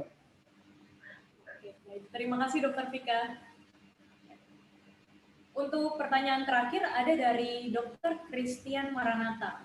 Siang dokter, bagaimana menilai vaksin pada seseorang itu efektif terbentuk antibodi atau tidak? Terima kasih. Ya, ini yang jadi permasalahan sampai sekarang kita neutralizing antibodinya sebenarnya kalau di lab-lab tertentu bisa kita periksa, tetapi kalau untuk hal ini secara komersial kita nggak bisa periksakan. Otomatis case kita nanti evaluasinya sendiri dari case controls ya, model-model ke depannya. Baik dokter. Ya. Nah, dokter di sini ada lagi pertanyaan yang mungkin sudah dijawab oleh Dokter Theo dari Bu Hanif. Untuk teknis pemberian vaksin ini apakah sama seperti imunisasi anak dan usia vaksin dapat bertahan melindungi tubuh berapa tahun untuk vaksin yang diedarkan di Indonesia ini? Nah, Dokter Theo menjawab 2-3 tahun secara teoritis sambil kita lihat data lapangannya. Nah, di sini saya juga mau menambahkan pertanyaan, apakah setelah 2-3 tahun itu kita harus divaksin kembali atau bagaimana, dokter? Masih kita lihat. Karena kita belum lewat 2-3 tahunan, secara teoritis jumlah antibodinya mencukupi gitu loh. Pada orang yang normal ya, kan banyak juga orang yang tidak normal, tapi pada varian normalnya itu dia bisa melindungi sampai 2-3 tahunan. Nah, setelah itu nanti kita akan belajar. Sama seperti waktu kita rekomendasi membuat untuk hepatitis B. Hepatitis B dulu ada di booster lah, diulang gitu. Tapi begitu kita lihat perjalanan sampai sekarang, kebanyakan dan rekomendasi kita bilang ya cukup. Apalagi untuk orang-orang yang tidak beresiko paparan tinggi. Jadi dia tidak perlu untuk memerlukan booster. Oh begitu dokter, baik, terima kasih. Untuk dokter sekalian, apakah ada yang ingin ditambahkan kembali sebagai penjelasan atau bagaimana? Karena tadi sudah termasuk dari pertanyaan terakhir. Saya rasa saya setuju dengan Dokter Theo ya, memang seperti itu. Ya, saat ini memang belum ada yang bisa tahu ya dok, antibodinya itu bertahan berapa lama ya dok. Kalau influenza itu kemarin influenza itu bisa 2 tahun katanya, nah gitu perlu pakai booster atau tidak. Nah ini juga kita nanti mungkin lihat setelah sampai 1-2 tahun ke depan kita lihat lagi nih antibodinya, apakah perlu booster, apakah enggak gitu ya kan? Nanti ya. Soalnya kita belajar dari kasus yang reinfeksi ya. Kalau ke awal-awal itu begitu ada reinfeksi aja heboh gitu ya. Itu pertama kasusnya. Terus kemudian karena reinfeksi itu sedikit sekali, apalagi awal perjalanan karena orang memang perjalanan waktu, mulai banyak kita ketemu dengan kasus reinfeksi. Dulunya dipikir kalau memang sudah kena pada populasi yang rentan, memang bisa kena lagi. Tetapi kalau pada populasi yang cukup baik, nah itu bisa sampai 1 atau 2 tahunan gitu. Ternyata sekarang data yang terbaru lewat dari 5 bulan setelah dari infeksi, di situ sudah mulai agak turun. Di situ dia ada kemungkinan untuk chance untuk terkena reinfeksi ulang. Dan beberapa sejawat kami juga sudah mulai ada yang terkena reinfeksi ulang gitu loh. Dan ada beberapa kasus yang kita duga gitu ya. Kan ini kita sama-sama belajar apakah dia memang menyerupai pada virus yang lain. Contohnya adalah dengue ya, demam berdarah, di mana secara teoritis kalau demam berdarah kena yang kedua kali dengan varian yang sedikit berbeda, nah itu kondisi klinisnya akan lebih berat daripada yang pertama. Nah ini yang, tapi faktor individual ini yang selalu menarik. Kita mengenai imunologik ini suatu pembelajaran tersendiri. Ahli-ahli imunologik, ahli-ahli infeksi ini menjadi suatu tantangan untuk jadi pembelajaran yang baru. No one knows about this before gitu loh. Nah, kalau sepengetahuan saya, setahu saya yang sudah terkena virus COVID-19 ini tidak perlu diberikan vaksin seperti itu. Kalau dari berita yang saya baca atau saya dengar, tapi kan tadi kata dokter ada yang kena reinfeksi, ada juga yang mungkin sudah terkena kembali bisa gitu. Apakah untuk yang sudah kena COVID dan ternyata bisa terkena kembali, apakah mereka tetap tidak bisa mendapatkan vaksin atau bagaimana? Ibu, kalau saat ini terbentur policy. Kalau yang saat ini terbentur policy, kita lebih baik memvaksin orang yang belum terkena, belum terpapar. Karena orang yang sudah terpapar otomatis tidak menjadi prioritas. Karena di fase awal ini kita ada prioritaskan dulu. Gitu loh. Nah ini strategi yang setiap negara berbeda-beda gitu loh. Tapi di Indonesia satu adalah address untuk tenaga healthcare-nya. Karena di situ juga lebih mudah untuk mempelajari kalau terjadi kejadian-kejadian aneh gitu loh. Karena walaupun nanganin nanti kalau kejadian anehnya itu di para dokter juga cukup aneh-aneh nanti. Ya, yang ini yang nggak apa-apa lah, karena biarin praktisi medis dulu. Seperti itu biasa kita lebih bisa mencermatinya di dalam kalangan kedokterannya sendiri gitu ya. Kemudian juga kita lindungi pejabat-pejabat negara gitu ya, karena aksesnya baru kita ke orang-orang rentan ya, baru kita ke populasi yang lebih luas. Ya setidaknya sih memang nanti yang bekerja ini, yang di tingkat mobilitas tinggi ini yang harus benar-benar terproteksi supaya yang di rumah enggak. Waktu itu awal juga prediksi saya ini yang terjadi. Ketika awal-awal ini kan perkembangan karena orang yang traveling. Contoh dokter Vika tahu kan memang orang-orang yang kalangan atas gitu ya, yang traveling, dia bawa virusnya, berputar di situ.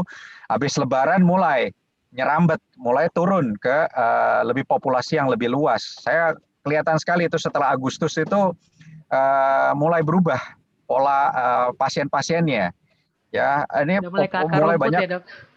Mulai ke akar-akar rumput, mulai ke grassroots, mulai banyak family, mulai banyak anak-anak. Nah, gitu loh. Awal-awal itu lansianya masih cukup terproteksi, sekarang bubar. Lansia-lansianya di akar rumputnya gitu loh. Nah itu yang jadi concern adalah ini populasi rentan yang diumpetin di belakang habis liburan akhir tahun kemarin. Nah, ini dampaknya sangat berat sih.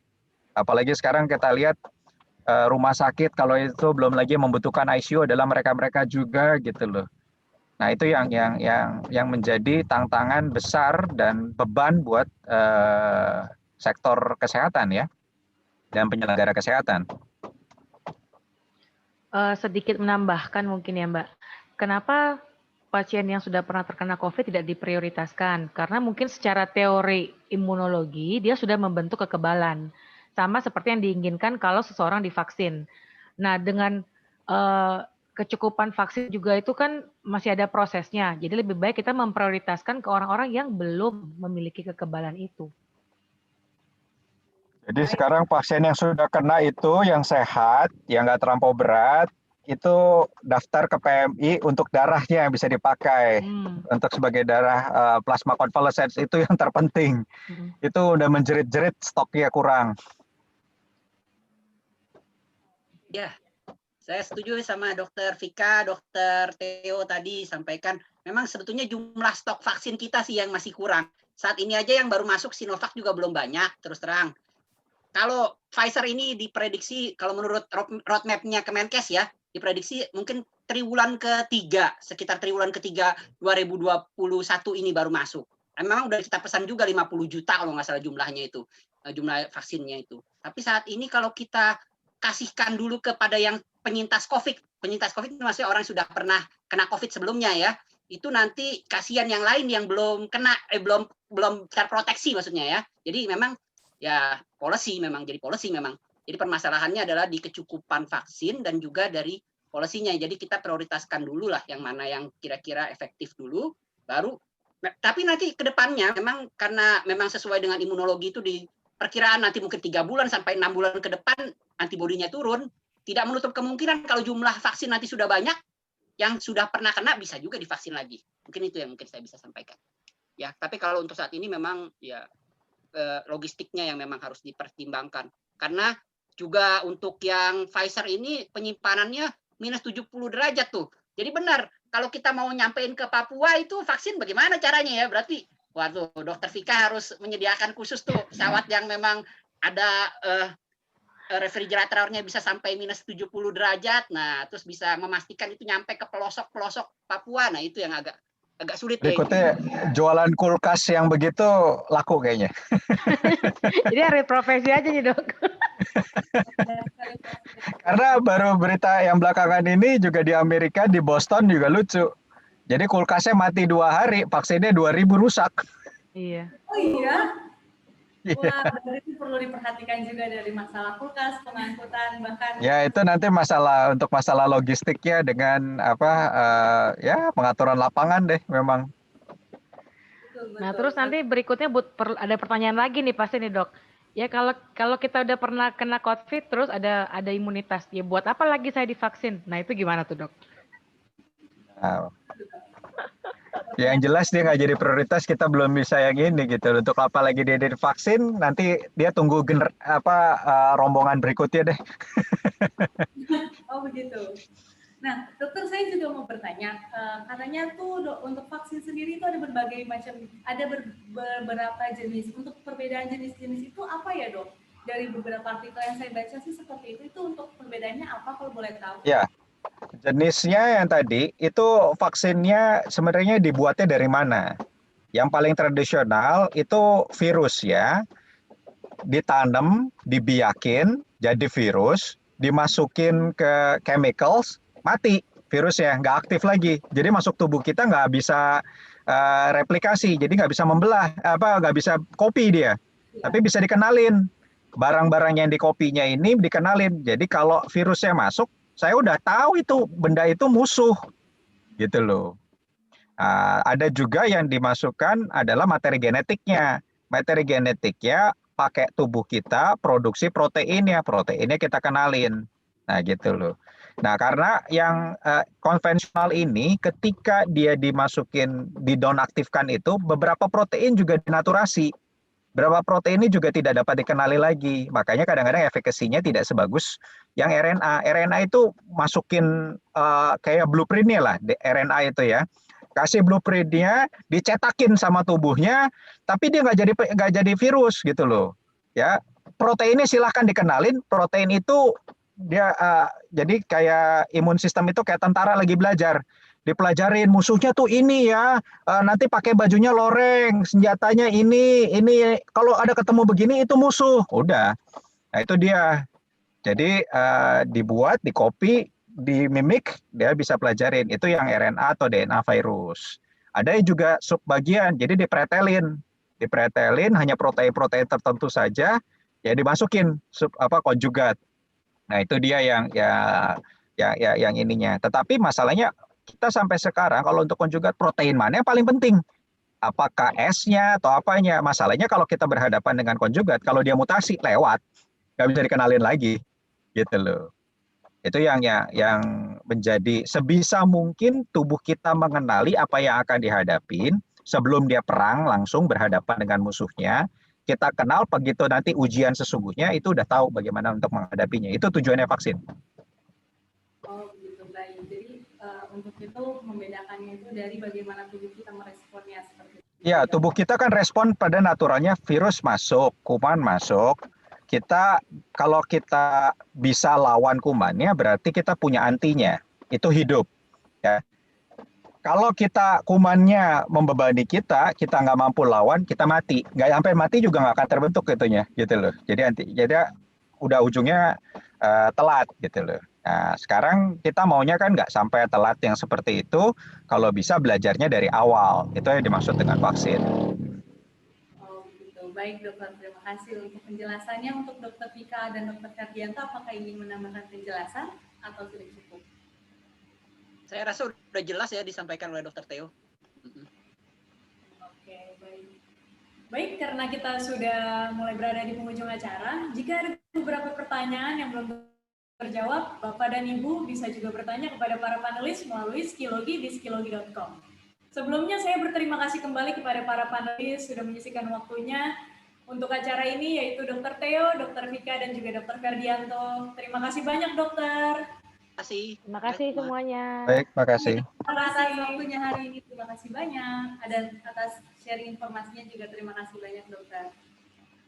Selamat siang semuanya dan terima kasih. Sekian dari kami, Fanny Giovanni dan Jessica Yohana dari Skiologi pamit undur diri. Terima kasih semuanya. Kami undur diri. Terima kasih untuk para dokter.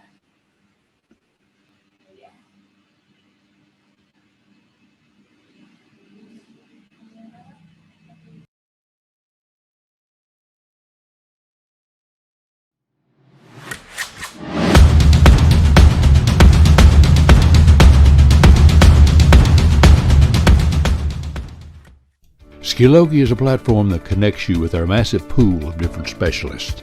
When you need additional knowledge or second opinion of your business problems, Skilogi can introduce you to the right specialists. Our specialists consist of groups of thinkers, movers, shakers, and trendsetters to share their knowledge, expertise, and experience with you. They have expertise, experience, and knowledge in specific areas you want to consult with, so you can gain powerful insight to act with confidence that comes from true clarity. Ask without fear. Tell us your problems, and we'll find the specialist to assist you in your decision-making process. Skilogi handles all user requests efficiently and professionally, and with the highest compliance and confidentiality standards to ensure peace of mind and ease of use for all users. Skilogi will help you with various spot consultancies, perform surveys, carry out projects, provide training, placement, and conduct requested events for all business needs. Be part of global knowledge. Be part of new insights. Be part of Skilogi community. Let's join and use Skilogi.